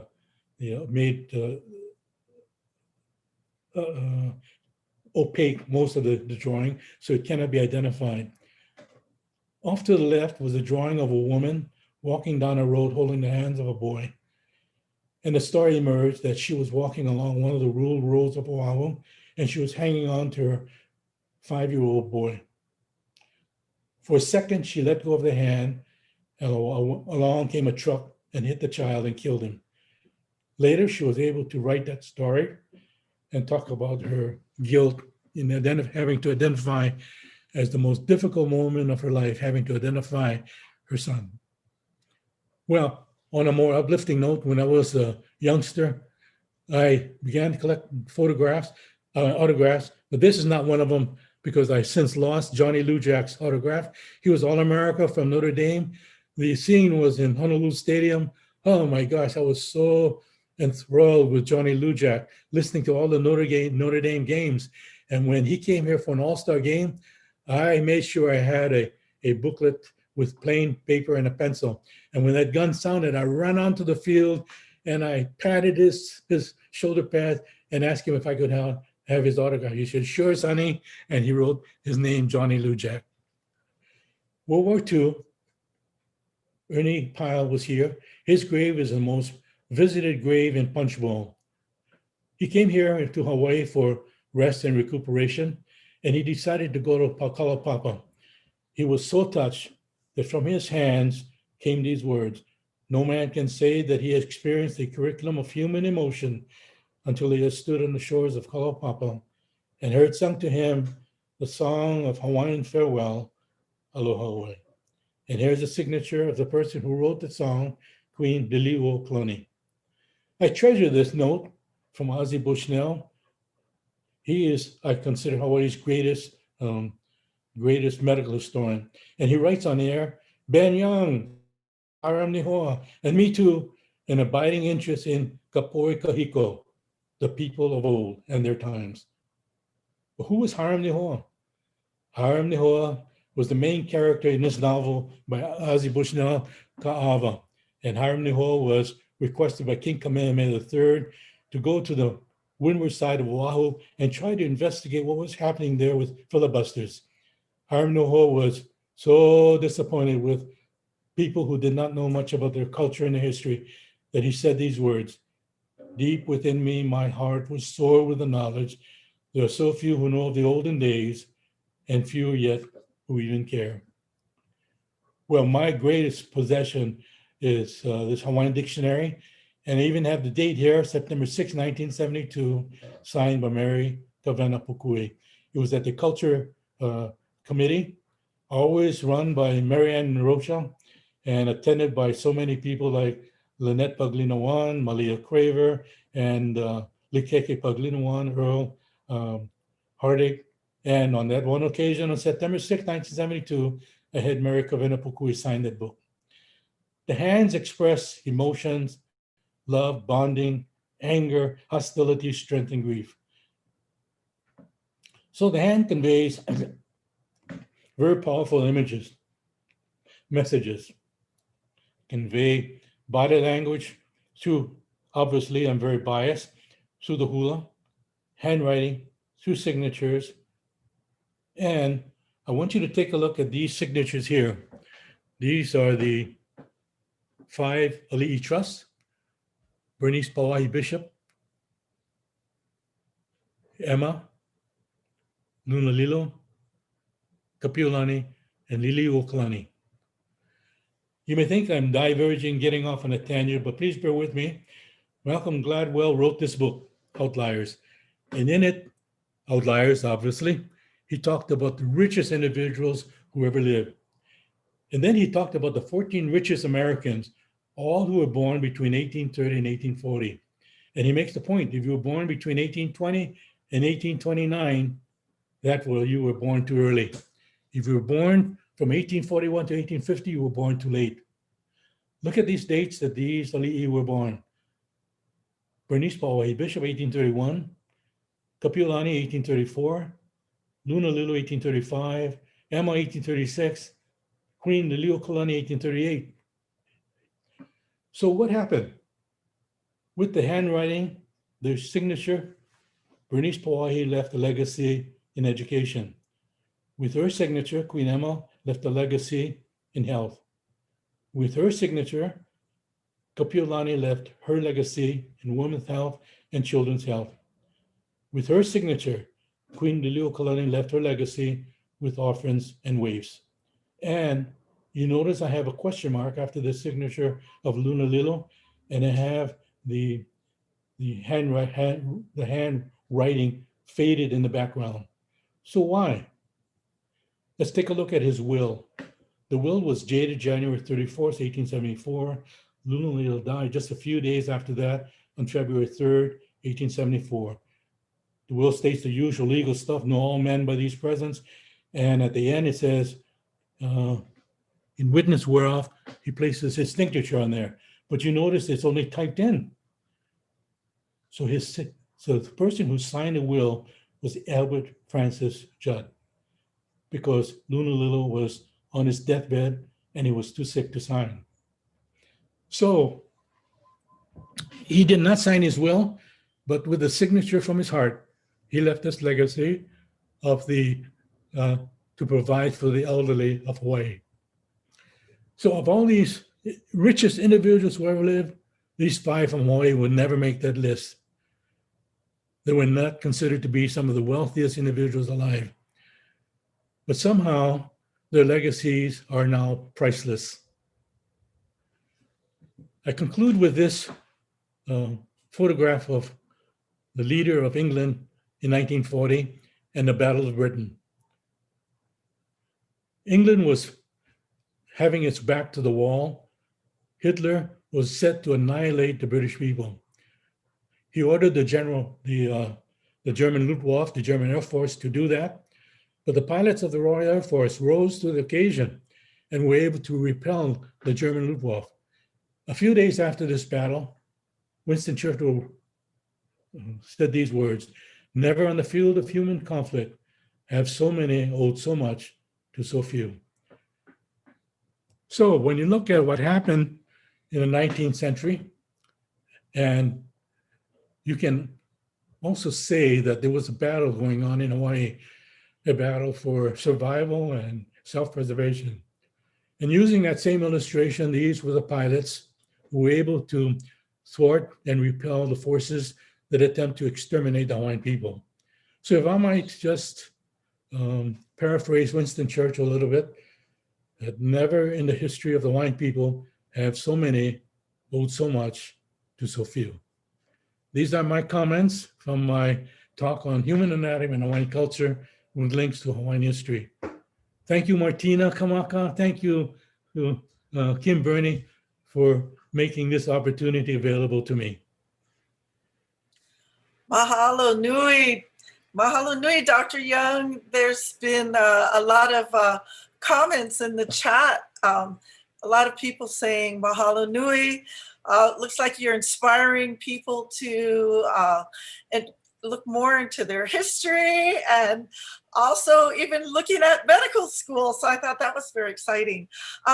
I know we have a couple of minutes left and I would love to open it up for questions. If anybody has questions, I can only see the chat. I think there may be some questions coming in from elsewhere. So I'm gonna ask Meleiseā to help me monitor for the questions. But right now, many, many mahalos to you for an amazing presentation. I knew you're always an amazing person to listen to, always excited to have this opportunity to hear you speak, Ben, and you never let us down. And you just wonder how you can weave these very different concepts into a story, and you did a wonderful job. So I have a comment here that they want to hear you sing, Ben. So you may not get away without singing, but also just if anybody has a couple, any questions for Dr. Young, we do have a couple of minutes and love to give them the opportunity to answer any questions. Meleiseā, have you seen any questions come? Actually, not too many questions. Like you already mentioned, you know, just so many inspirational comments. And, you know, Dr. Young, I even saw one where, you know, they're like, I want to sign up for med school. Where do I go? If Dr. Young and other Kauka like Martina and so many other friends are what med school is all about, you're getting them excited, and I love that. I think the other beautiful thing that you do, Dr. Young, is make history fun. I think a lot of people think of history as very boring, but it's actually very fun and fascinating and relevant to today. So I want to mahalo you for that aspect of the talk as well. Okay, you're holding something up here. Oh, he's gonna sing for us. No. I'm just saying that this is my CD on a bit of Ireland in Hawaii. We needed to raise some money, the Native Hawaiian Center of Excellence. So I thought, why not sing some Irish songs and put together a CD? So that's what I did, and we're able to raise the money for one of the book projects. In fact, this brought in $10,000. Yeah. Ben, I think it would be worth you talking about one of your big book projects, which was Anatomia. Could you talk about Anatomia for a minute or two? And after that, there is a question that came in through the chat that I'll ask you. Yes, Anatomia was inspired by a couple of people. One was Ivalani Els, who was with us at the Center of Excellence, and by Florence Ching, who was with the Hawaii Medical Library at the time. They suggested to us, why don't we have the book translated? It's the first textbook in anatomy written in Hawaiian, and the author was G.P. Judd. That's another fascinating story, how he was removed from office during the epidemic of 1853 of smallpox, and also the sad story where his son died, most likely from appendicitis, and he requested his son to be buried in the missionary cemetery but he was refused because he had left the mission field. So G.P. Judd wrote that book in Hawaiian, and it was not translated. So I requested Kiki Mo'okini to help us do that. Kiki, of course, is the widow of Ed Mo'okini, for whom the Hilo Library is named after. So Kiki brought on board several people to assist her, and it took about 2 years, but we finally had that book translated into English. And the person who wrote the foreword was none other than Ozzie Bushnell. I wrote the preface, and Kiki wrote the other parts of it. I think what's so fascinating for me is this was a book that was written originally in Hawaiian. So when you think of Western medicine, you think, oh, we would take the Western anatomy book and translate it into Hawaiian. But this was Hawaiian. So what's beautiful, if you ever get a chance to look at the book, is the kind of language that was used to describe, for example, the bones. It's just incredibly descriptive and just wonderful. So I hope everybody can get a chance to at least take a look at that wonderful resource. But it's something that came from Hawaiian and was translated into English. So just a wonderful gift to our people. I do want to address one question to you, Dr. Young. There's a question here that says, how do you think upcoming medical students can strike a balance between traditional and modern medicine and medicinal practices? I think the attempts have been made with the various departments in the medical school, but I think linkage with, especially with the individuals who come under the responsibility of Keawe with the Department of Native Hawaiian Health, because they would have all the expertise and making sure that students have an opportunity to do some type of rotation with the Department of Native Hawaiian Health. Which is a great segue for me to put a little plug in for JABSM. We actually do bring traditional healers on campus to talk to our students. We take our students out to meet with them as well. And if you attend our sessions on Friday and Saturday, some of the people that will be highlighted in our panels actually come to meet with our medical students, come to teach them some of our traditional healers that are featured, come to teach them, for example, Babette Galang, Kapono Souza, and on Saturday, Ka'ialani Oram interacts with our students. We have the Bishop Ohana interacts with our students, and also Ka'ala Farm and Eric Eno. So we do think that that's really important for them to have meet with our healers, meet with the people trying to make a difference in Hawaiian health from a holistic perspective. So that's my little plug for what's coming up. I think we've gone over time a little bit. I don't see any other questions in the chat. So I just want to thank you, Dr. Young, for always being so inspiring. Looks like you've inspired a whole new generation of people that have watched you today. So mahalo nui. And I know that we'll be hearing more from you in the future, because I know you're still doing more research and have more fascinating things to show us down the road. Mahalo nui again for spending time with us. Let me say something to all those who will lelo. My granddaughter helped me, correct me in my grammar of Hawaiian language. She said, what you can say is, eha ko'u pu'u. My throat hurts.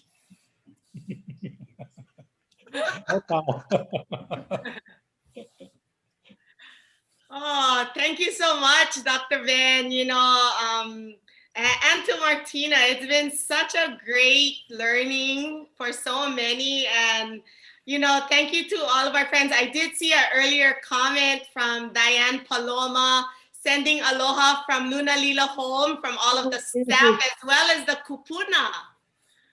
Wonderful. She helped me with this. Oh, great, great, great. Yeah. And then, you know, even Deanne Carpenter is sharing some comments here about how the Department of Native Hawaiian Health and does bring in traditional medicine into the curriculum. And so we did share the link for the Department of Native Hawaiian Health, as well as Papa Ola Lokahi in the chat. And if anyone wants to find out more information and how to connect with some of these amazing kauka that are doing great work, I think that's a great place to start and to get connected. Is that how they could reach out to both of you, Martina and Ben? I was just wondering, is my grandfather Hardy Spore on? That was such a great picture. That was fun. I loved just how you wove your mo'olelo together. And that was perfect for Hawaiian History Month, you know, and sharing all of those stories. Yeah, there's Grandpa Hardy Spore. I'll just put in the chat my email if anybody wants to reach out to me about what we're doing at the Department of Native Hawaiian Health. Certainly you can check the website. Also check the website for the Native Hawaiian Center of Excellence. But I'm happy to put my email in the chat if anybody wants to reach out. So again, thank you for this opportunity. And I know we have two wonderful speakers coming up next. So you need to give us a couple of minutes to do a little bit of a tech transition, and then we'll bring our next speakers up. So Malia, I'm gonna let you go ahead and start us off for our second session. All right, thank you again, Dr. Ben, as well as Martina. Mahalo nui. This has been a great mo'olelo, again, sharing with everyone. And as we just heard, our next presentation will be on continuing on this. And I like how our program managers for the week have been pairing up makua or kupuna or a leader, and then the next generation that follows. And like I just said, the next one will be Nā Ano Wai Ele Akapo'e Ike. So I'm really interested in hearing these two and being moderated by another next generation as well. But I'm gonna do some really quick announcements here, and then we will be transitioning into our next presentation. So we want to let you all know that the Hawaii Pono'i Coalition is reaching out to all of you, to our audience, to empower the palace, and specifically Iolani Palace. So here you can see an amazing photo from the palace. And we want to let you know that if you would like to give to the palace, that we have a campaign going on, and you can see here on the screen or even on our website, and I'll be putting that website up on my next screen. You can see how we are really excited about partnering with those that would like to give to the palace to help them through these times. And we were so excited on the Queen's birthday to actually get started there with Paula Akana and so many others through Mele, and honoring our Queen through the Mele. And so you can see this information here. If you would like to make a donation, we welcome you. Here's the links for Empower the Palace for this campaign. You can go to our website, hawaiiponoi.org/empower.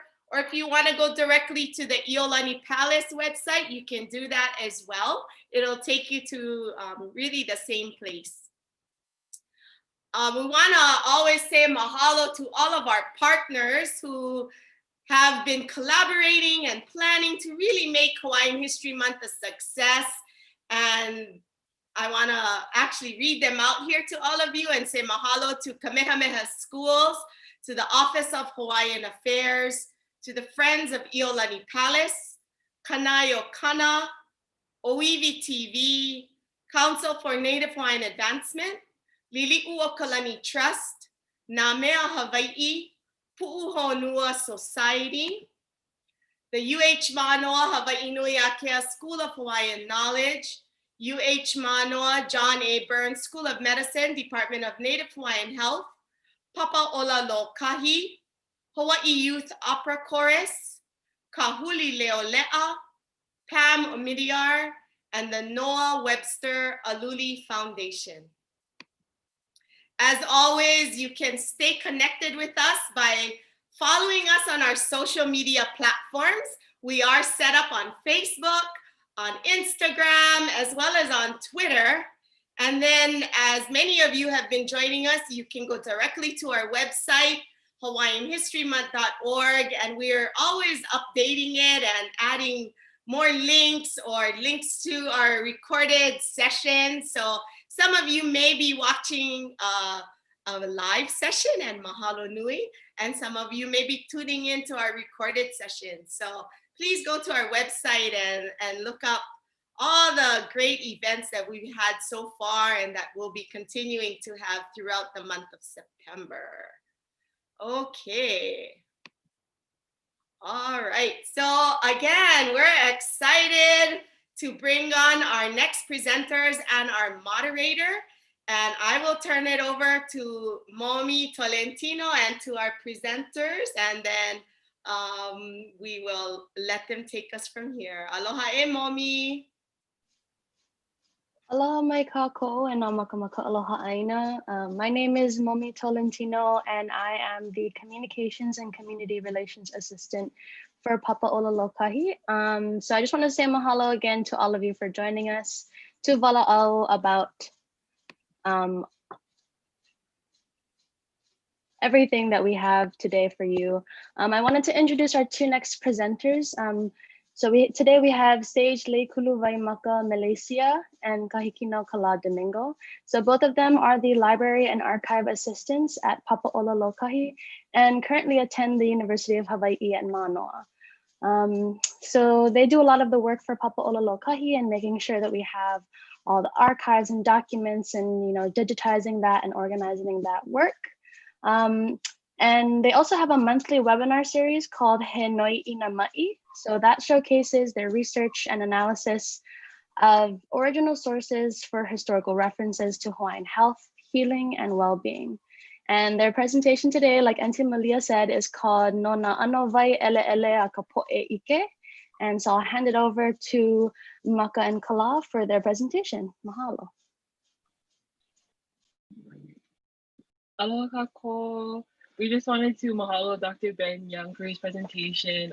We're just so honored to be able to follow his presentation and kind of link the relationship between Makua and Opio. Yeah, really, mahalo, Dr. Young. I think we both really enjoyed your presentation a lot, and we're very honored and privileged to be able to follow you because we've been appreciating your work for a while now, and as young researchers, we are really grateful for kind of sharing the spotlight with us in some ways. So, aloha.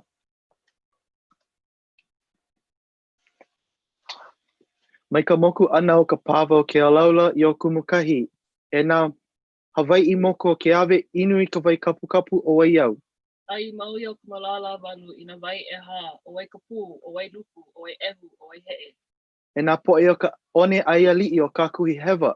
Inu I ka wai kaulana o hono ka wai lani I ewa nei. E nā kama o ka mawai lua lani moku, e inu I ka wai ula I ahi. A hiki lo aku I ke one kaulana o ni'i hau ka hele lani. Me ona hoa pili o ka wai huna o ka pāo I ole hua ka moku ka ili la. A me ka wai ele a ka po'e ike, ka wai e ho'okahi ai kākoa pau ka lahui Hawaii. Aloha makalapua kākou.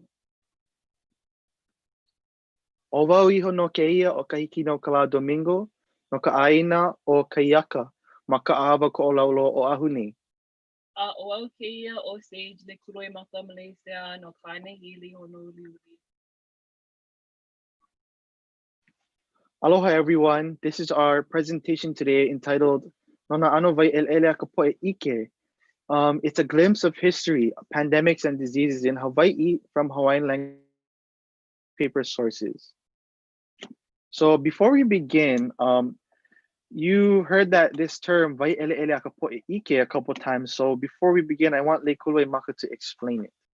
For those of you who aren't familiar with this term, it's olalo na ia to reference the Wai Ele or the black waters, the ink of the po'e ike, or the knowledge of people who have written into newspapers and books that have come before us.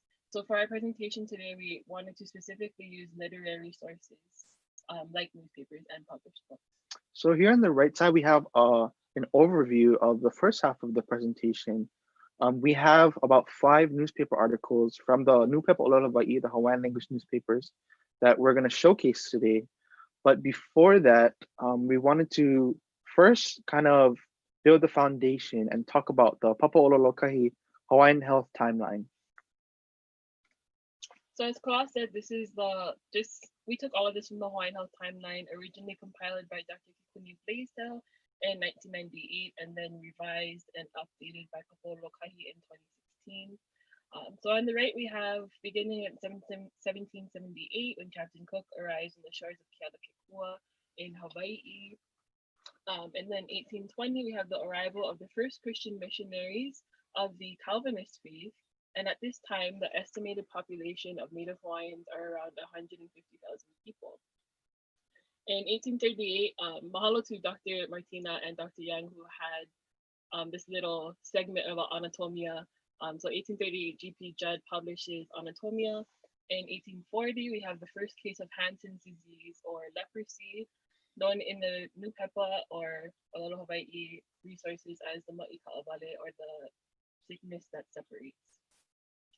In 1850, the first Board of Health, or the Papaola, is established, and at this time, the estimation of the population is nearly cut in half, down to 82,000 Native Hawaiians. 4 years later, Lauren Andrew publishes his Hawaiian language dictionary. In 1893, the overthrow of the Hawaiian Kingdom and of Lili'uokalani after only 2 years of her being on the throne. Again, after 40 years, the population drastically decreases, basically in half, down to 40,000. 2 years later, we have the cholera outbreak. In 1898, we have in annexation, because we know there's no treaty of annexation, we have the estimated population at 28,000. A year later, we have the bubonic plague outbreak, 1959 statehood of Hawaii, and 1976, the revised Hawaiian dictionary by Pukui and Albert. We also wanted to point out that the population estimates are a bit komaha for us to see the depopulation of so many of our kupuna. But on the bright side, we look at it as how many Hawaiians we have living today, and us being the descendants and survivors of that 28,000 left in 1898. So this is our first article entitled Noi Ia e ke kia aina e kokoi ka poe mai I ho'oku ia. Request sent into the governor for assistance to the people who are discharged. I'll let Leikuluwaimaka talk about this one. So this first article was published in Kunupepa Ku'oka'a on March 1st, 1923. And Kunupepa Ku'oka'a is one of the longest running Hawaiian language newspapers. And basically this article is a request from the Senate and their representatives to the governor to set aside funds and lands for people or patients recovering from leprosy, and to kind of help with them transitioning back into normal society, getting back into their daily lives after overcoming and recovering and surviving through this overwhelming sickness. And it kind of makes us think about today how our government is doing about, or what our government is doing to prepare us for, post-COVID pandemic era, relocating and transitioning funds, assisting us, getting everything back to normal, hopefully. And I wanted to make one point about what Leikuluwaimaka just said about post-COVID. And we really need to think about how we're going to re-diversify the economy, because right now Hawaii is heavily reliant on the tourist economy, a $10 billion industry. However, we need to find ways to not only re-diversify but become more independent and locally based here in Hawaii. Industries like farming and our local restaurant businesses, they go hand in hand. So this article is a very good way to show that this isn't something new. The government, they need to be there before, they need to be there doing, and they need to be there afterwards. And we just wanted to put this photo of William Paul Jarrett, who was the governor at this time that the article was written, who served as governor for 4 years from 1923 to 1927. This ma'i ho'opalaleha. So this word ho'opalaleha kind of means to, don't just sit there and do nothing. Don't sit idly by. Again, published in Newspaper Ku'oko'a on September 3rd, 1909. And it reads here, I'll just read this little snippet. He ko wai lo'a ai te kahi kunu mai kai ole. Ai ole lo'a paha I ke anu. Mai ho'opalaleha wale mau ko ho'okua ana pela e hiki e ku a mai kuruma. Ai ona lo'a mai paha I ka mai pneumonia. Aka e ha'awi koke I nā maka'ala ana I wahi e pau koke a ai. So basically it's saying, as soon as you're showing any symptoms of a common cold, maybe you're coughing, don't just do nothing, don't just sit there and not be proactive, be proactive, have your defense up, try to be preventive, unless you want to get more sick and have a ma'i kuluma or a chronic disease, or maybe it'll turn into ma'i pneumonia. And this kind of relates to us today, as as soon as you're showing symptoms of maybe the coronavirus, you need to be proactive, go get tested, wear a mask, practice safe physical distancing, quarantine yourself once you find out that you've been exposed to someone with the virus, all of those things. And when you look at it, this article was written in 1909, someone's writing into the newspaper. And this is over 100 years ago, and we see the connections are almost exactly the same. This isn't something new, it's something that people have been through. I also wanted to point out in 1909, this is when the Queen's Hospital kind of had their overturn from being a government-funded hospital to the private nonprofit hospital it is today. And then they also had the Kahikinaokalā Children's Hospital was established on Kuakini Street in Honolulu. And this picture here is just a picture of the Chamberlain cough remedy that was common medicine at the time. You can see the La'au Kuna Chamberlain. I just wanted to put that in for a cool little imagery of the article that we don't often get to see. Next, this article is entitled E Ho'ike ana ko Papaola, or the Board of Health is reporting. And what I really wanted to showcase about this article is not so much the content of what it's saying, but what newspaper it was published in. And as you can see, Ke Aloha Aina was a newspaper, and it was published on November 11th, 1905. And this man here is a very famous Kanaka Aloha Aina known as Yokepa Navahi. And he was the Luna Ho'oponopono, or the editor of this newspaper. And the characteristic of this newspaper was they were very grassroots. They were very for being a patriot towards the kingdom, and they were very about the people and having the people properly and truthfully informed. And of course, today we know about all the different media biases, funding and backers that influence the narrative of the media. But basically, the synopsis of this article is talking about the bubonic plague, and Ke Aloha Aina is talking about how it's talking about how the Papaola, or the Board of Health, and Ke Aloha Aina, the newspaper for the people, really need to be in good communication, because they give an example here that one of the Kaukauapuni, or the doctors of the government doctors, of course, of Queen's Hospital probably, were unknowingly, asymptomatically transferring the bubonic plague onto other people. And they did this because at that time it wasn't a commonly known fact that bubonic plague could still be in the corpse even after death. And after the patients died, he would send them home with the families, and that's how the bubonic plague was spread even further. Yeah. So this just goes to show today that we as Kanaka, we really need to seek out a proper narrative, an informed narrative, and a truthful narrative. And we don't really have a Ke Aloha Aina today. Really the word of mouth is our Ke Aloha Aina today. So we need to watch out for misinformation, and we need to continue to share out our truthful information. And I think Ke Aloha Aina, as we commonly know it today, not just living for the land or love for the land, but Ke Aloha Aina, being a Hawaiian national or being a Hawaiian patriot, which was exactly what Nawahi did in his editing of Ke Lahaina. And just like today, as Kala said, being aware of the sources that you get your information from, the sources that you get your news from, how it could be altered, how it could be propaganda, all of those things. And it's important to look at even a new pepa. There's some editors that might have a Christian bias. There's some editors that may be Haole and not want to report on things Hawaiian or speak out against traditional Hawaiian practices and all things like that. So it's just something good to keep in mind when you're doing this type of research. And then this article is called Pi'iho Kamai Ahulau, or the pandemic is spreading once again. Yeah, so this is actually a foreign news article. It's very small, from Manila, Philippines, and it's talking about the Ma'i cholera, as it is Hawaiian, or cholera in English, and the Ma'i bubonica, or the bubonic plague.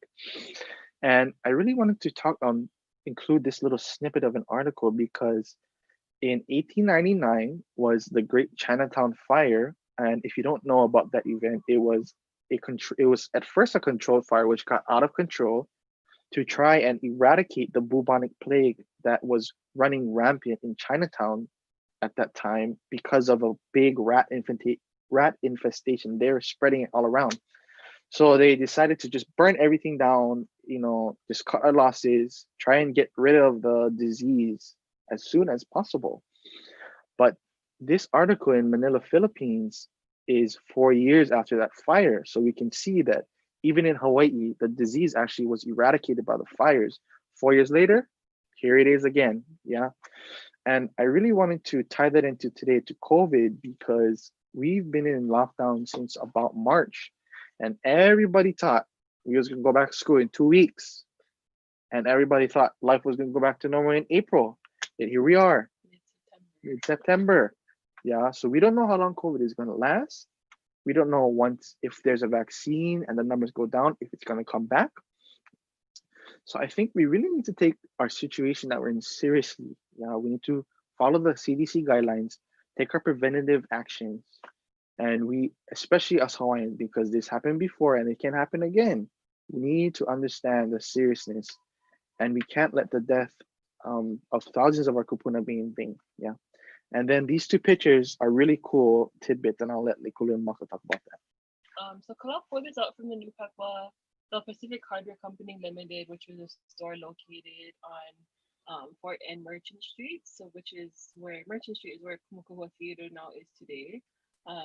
If you're doing any new pepa research, it might be helpful for you to know that Fort Street is often referred to as Kelenui Paku, and King and Bethel Street, where the famous world-renowned Hawaii Theater is, which was then I believe it was called the Bijou Theater of Moving Images. I might be wrong. And then this photo shows like a Pacific Hardware Company. And then we also wanted to plug in a little advertisement to go and support local at this time, especially Chinatown. We love Chinatown. Kala and I both grew up spending lots of days holo holo through Chinatown with our grandmas and families. And it's really just such a classic and timeless place that really holds much of Hawaii's history. Yeah, and in this time of struggle and the economy is struggling, we need to really make it a point, I think, to support our local businesses, because we definitely have a variety, a huge myriad of local businesses that you can buy anything from. So yeah, support local. This is our final article. It's called Kulano Kamai Ahulau, or the status of the pandemic. And this is a article talking about statistics, which the article doesn't state explicitly, but in 1895, when this article was published in Ka'oia'i'o, the newspaper, the rampant pandemic at that time was cholera. And you can, if you know Hawaiian, you can take a look at the first couple sections, but the one I really wanted to focus on was the last one that has the rows. It says Ke ano la hui. And if you want to take a guess at what that means, it means race and ethnicity, or the type of nationality, possibly. And as you can see, the first line with 66 cases of the 74 is what? Hawaii Maoli, the Hawaiians. But this kind of makes sense because at that time in 1895, even with our declining population, Hawaiians were the majority. Yeah, Hawaiians were the majority of the population. Now we can move over to the right side of the page, and you see a report from the Hawaii Health Center done on September 4th, only a couple of days ago, a week ago. As you can see in the first and second columns, the patients tested and the patient tested positive. And guess who has the most numbers? Native Hawaiians and other Pacific Islanders, 64% tested and 77% positive. Okay, so in both these articles, Hawaiians are the majority, but what is the difference? Back then in 1895, population majority. Here in 2020, we are the minority in our own homeland. Yeah, so we have less people, but we still get the same statistics. Yeah, we're still the most susceptible.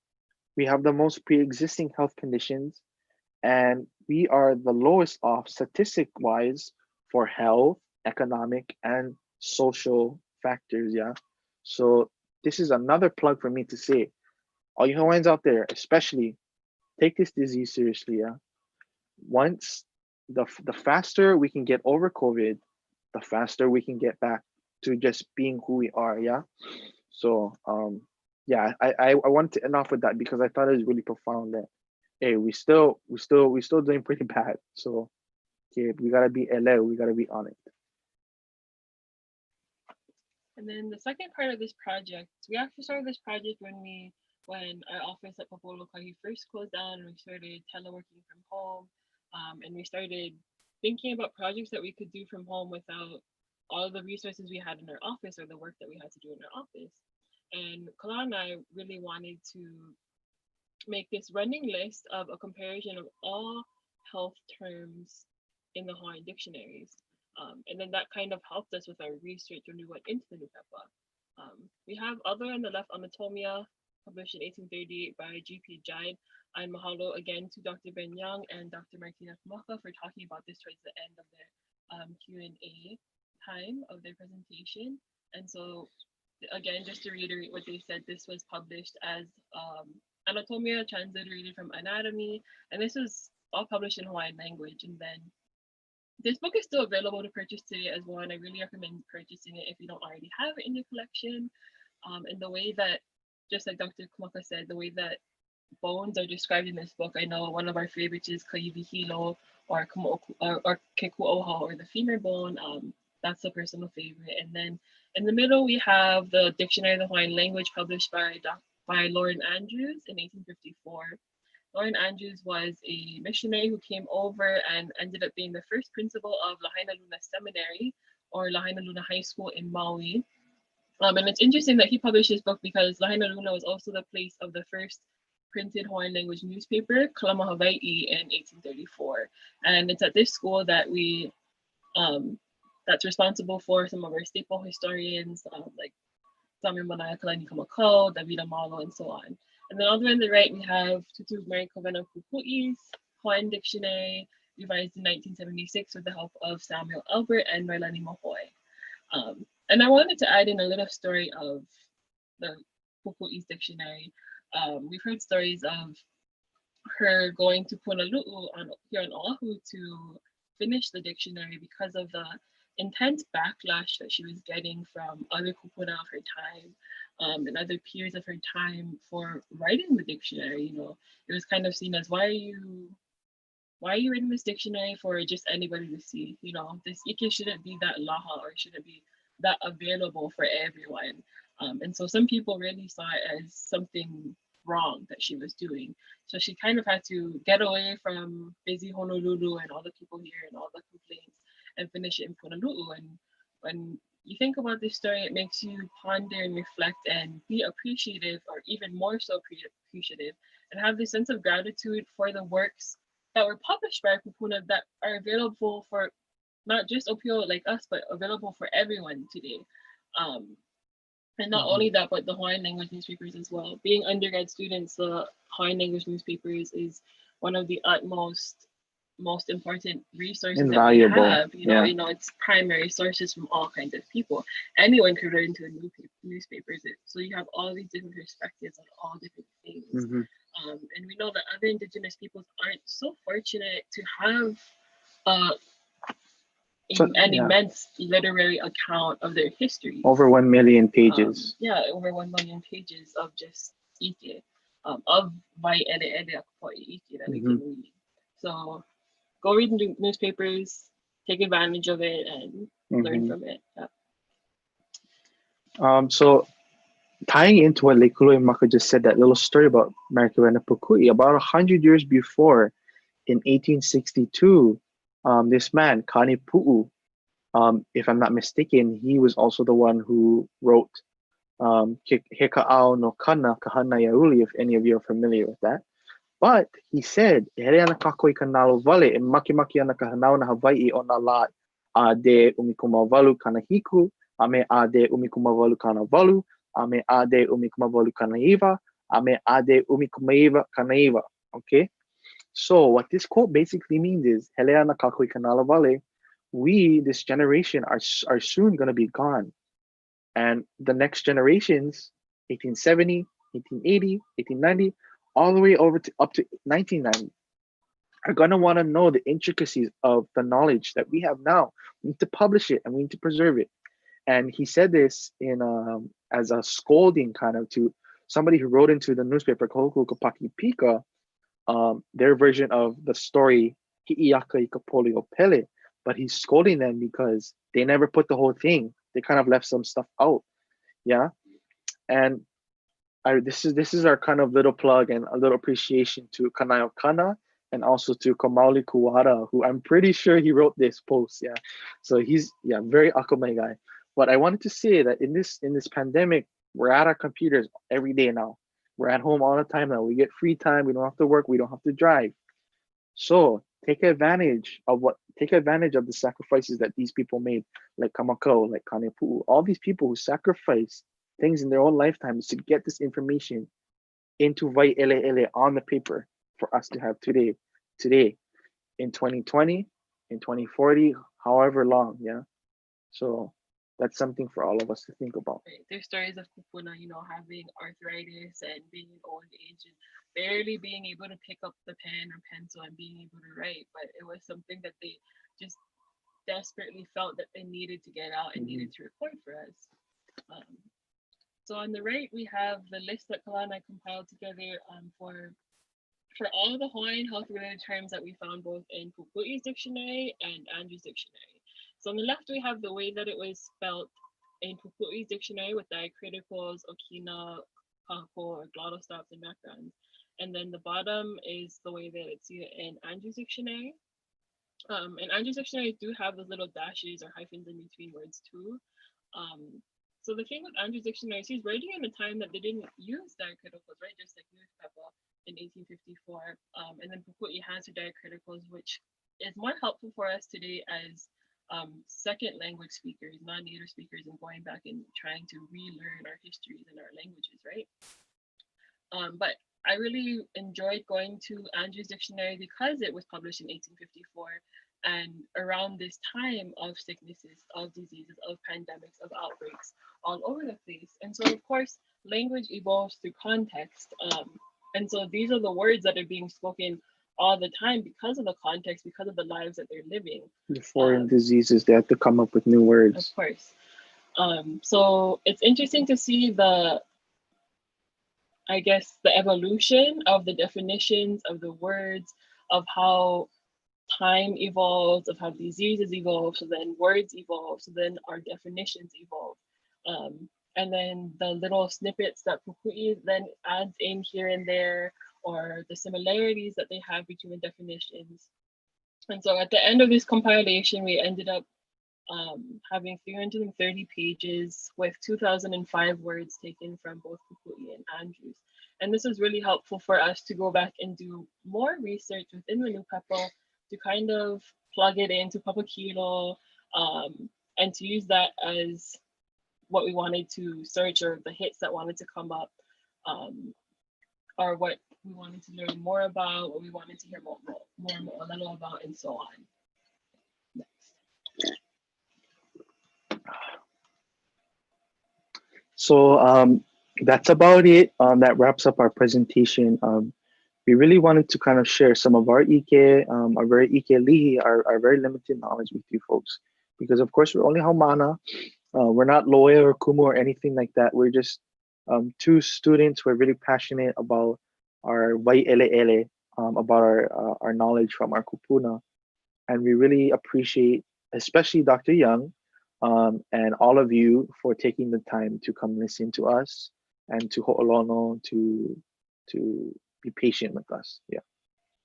Yeah, we just want to extend our heartfelt mahalo to everyone, and especially to those like Dr. Young who came before us and led the path for us to do this type of research, you know, really being kind of like the pioneers of Hawaiian health research and laying the steps out for us. And it's just, we feel very honored to follow in your footsteps and to use your work to further our own work. Yeah, mahalo. I guess it's time for Nino, yeah, questions. Oh, look, I see one question already from Dr. Carpenter. Are these 330 pages that you found available for us? Okay, maybe in the future. So what we have in the works now is Kekuni Blaze the collection out of Papaʻola Kahi, which is of course not published yet, but it's in the works. So maybe perhaps that this kind of list that Leikuluwaimaka and myself compiled may be available in the future, but at the current time, it's not. And then we're also thinking about furthering the list to include other works of Hawaiian health books like Doing Good Manus's La'o Lapa'au book or La'o Hawaiʻi by Dr. Izzy Abbott and things like that too. Yeah. Doesn't look like there's any on Facebook. Yeah. Mahalo nui, you guys. That's been amazing. I heard so many momi of mana'o that came through, and I did see a few other questions here. Kalamai, I'm not sure. Momi, did you want to jump in, or I'm just kind of. I can help. There's a question here that says, has the tremendous repository of La'au Lapa'au knowledge in the Hawaiian newspapers and from the original Board of Health played a role in current trends in Hawaiian health and today's COVID-19 era? That's a good question because I feel like even if it is, it's very little. So I think we should have way more of that. Having influence our Hawaiian health world today. But I know that people like Dr. Young and Dr. Kekuni Blaisdell were really trailblazers and bring back that kind of ike from before that. There really wasn't, for a long time. So yeah, and then interesting to talk about the repository of La'o Lapa'au knowledge within the Hawaiian newspapers. We didn't talk about it in this presentation, but we really like looking into what's called the Kahuna Ho'opunipuni letters within the New Kepa, which are basically people writing in and kind of title telling on La'o Lapa'au practitioners, what they're doing is wrong, what they're doing is pagan, and the licensing too. and the whole licensing of La'o Lapa'au practitioners. But really, some people believe that, so whoever was telling on the practitioner, they would write in and say, oh, so-and-so is practicing here and doing this. It's so wrong. It's like the work of Satan. But then they would go and say, but let me tell you what they're doing, and follow in a very descriptive, like step-by-step things that they were doing. So some people are led to believe that this was actually the way of our kupuna writing in and getting their way of being able to record all of these La'o Lapa'au practices without being bashed by the editor or the government. So it was kind of like a. And if you're interested, if your interest is further in this topic, Colette Leimomi Akana, she has an article in the Journal of Hawaiian History about the Kahuna Ho'opunipuni letters. She does some translation work. She has a lot of examples and she has some analysis. It's a really good article if you're interested in that. Oh, that would be great. Maybe we could add that to our Hawaiian History Month website as a resource.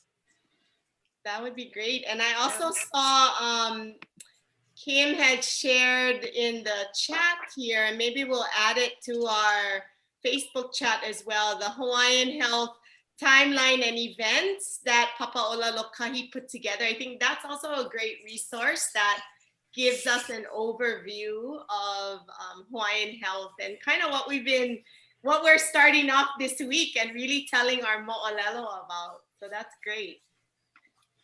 I I see another question from Dr. Meleana Meyer, my beloved Kumu. Aloha, Naki Meleana, love you.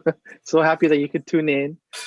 She said, beloved Haumana, as you have explored Hawaiian health, could you share a vision of where you'd like us to be in 5 years from now? You want to start? I think in 5 years from now, hopefully pandemic free, hopefully we're not living through this for another 5 years, but really to see Hawaiians taking action for themselves, even more so as we already are doing now. Mm-hmm. More Hawaiians in health, more Hawaiians in medical school, you know, Nako Hawaii, no Hawaii, you know, Hawaii for Hawaiians and by Hawaiians.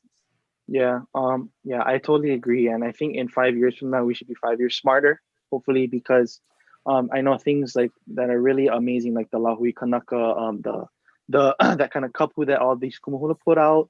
That's a really good start. That we need to take action for ourselves. We cannot let these people who are being irresponsible with our lives to control and to tell us, hey, you cannot do this, you can do this.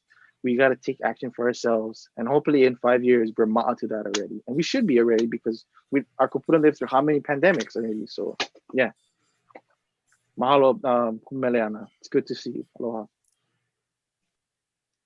Great. Awesome. Yeah, I'm loving all that was shared today in this beginning of week 3 around Ho'ola. And mahalo ya olua in a haumana no keia ma mo'olelo hoi hoi loa he mea ho'onui ike no kakoa pau.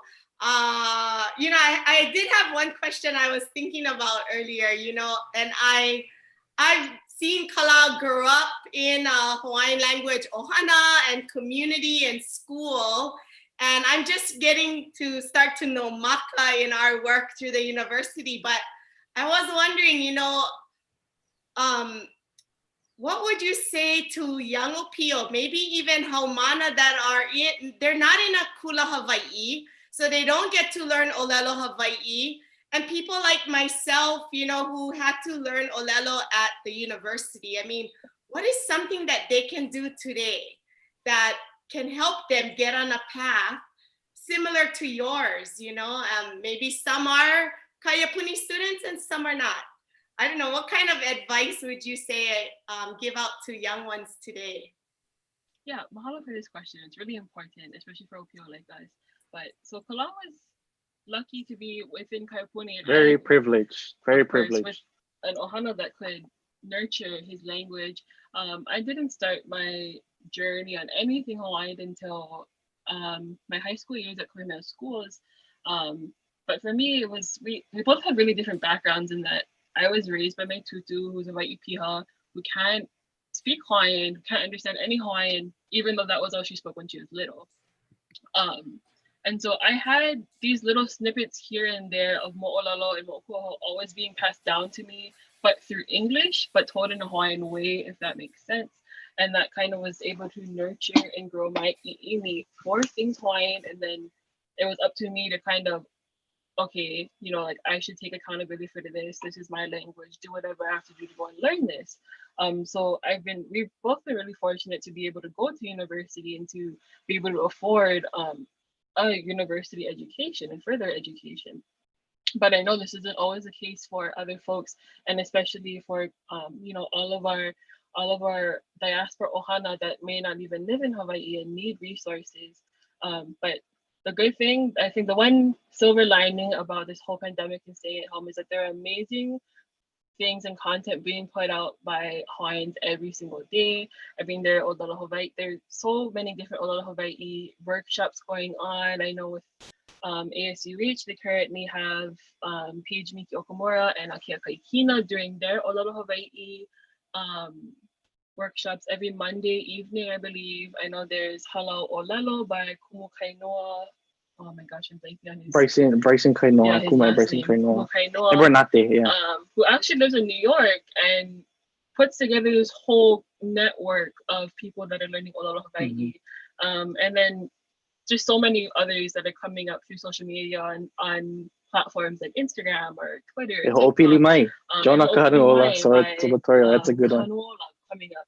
Yeah, so if folks are interested, they're always welcome to contact Kala or I, and we can hopefully guide you in the right direction of where you need to go, especially for Opio, because we've been there, you know, we just want I just wanted, I just wanted to say that to connect to what Leikuluwaimaka said, there really is a fear, you know, of not knowing enough and wanting to learn more, but not knowing where to start. The more you know, the more you don't know. Yeah, so just start off by, especially for people, because you cannot get to a library that has Hawaiian stuff. You cannot go to the archives if you don't live here, right?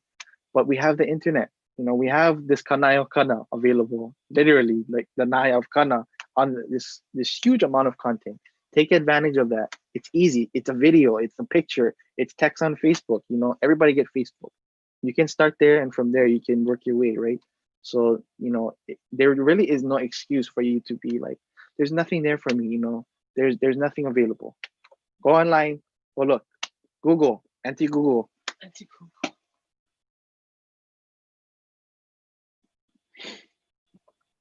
Awesome. I think, again, mahalo nui. And let's see if we can get Momi unmuted here. There you go. Yep, got you. Oh, awesome. It's so awesome because I went to high school with Leikuluwaimaka and Kala, and it's so refreshing to be able to sit in through this presentation and kind of learn. You know, you always can learn from different people and different places, and ʻaʻohe poka ike ka halau hoʻokahi. So something that I definitely have cherished, and is super awesome. Mahalo to Dr. Ben Young for giving us some of those things. I actually went to Dartmouth, so to learn that John Ledyard had such a tie to Hawaii was super awesome to just, you know, you learn something every day. But we just wanted to kind of give a reminder that the Hawaiʻi Pona'i Coalition is doing all of this wonderful programming. We want to thank Kanai Okana as well as Dr. Ben Young and all the partnerships for allowing Papaʻolalokahi to be a co-sponsor for this awesome month of just enriching and aloha and health and Hawaiian tidbits of knowledge. And also wanted to say mahalo to Leikuluwaimaka and Kala for their insight and their ike today as we kind of navigated through a little bit of a past and present kind of comparison. But yeah, we just want to make sure that you guys are staying up to date on all of our social media. Papaʻolalokahi does a number of webinars throughout the rest of the month, and you can also tune in for Leikuluwaimaka and Kala's He Noi Ina Ma'i series. So they put one on every month, so make sure you folks stay tuned. And I'll pass it over back to you, Auntie Malia, for closing out.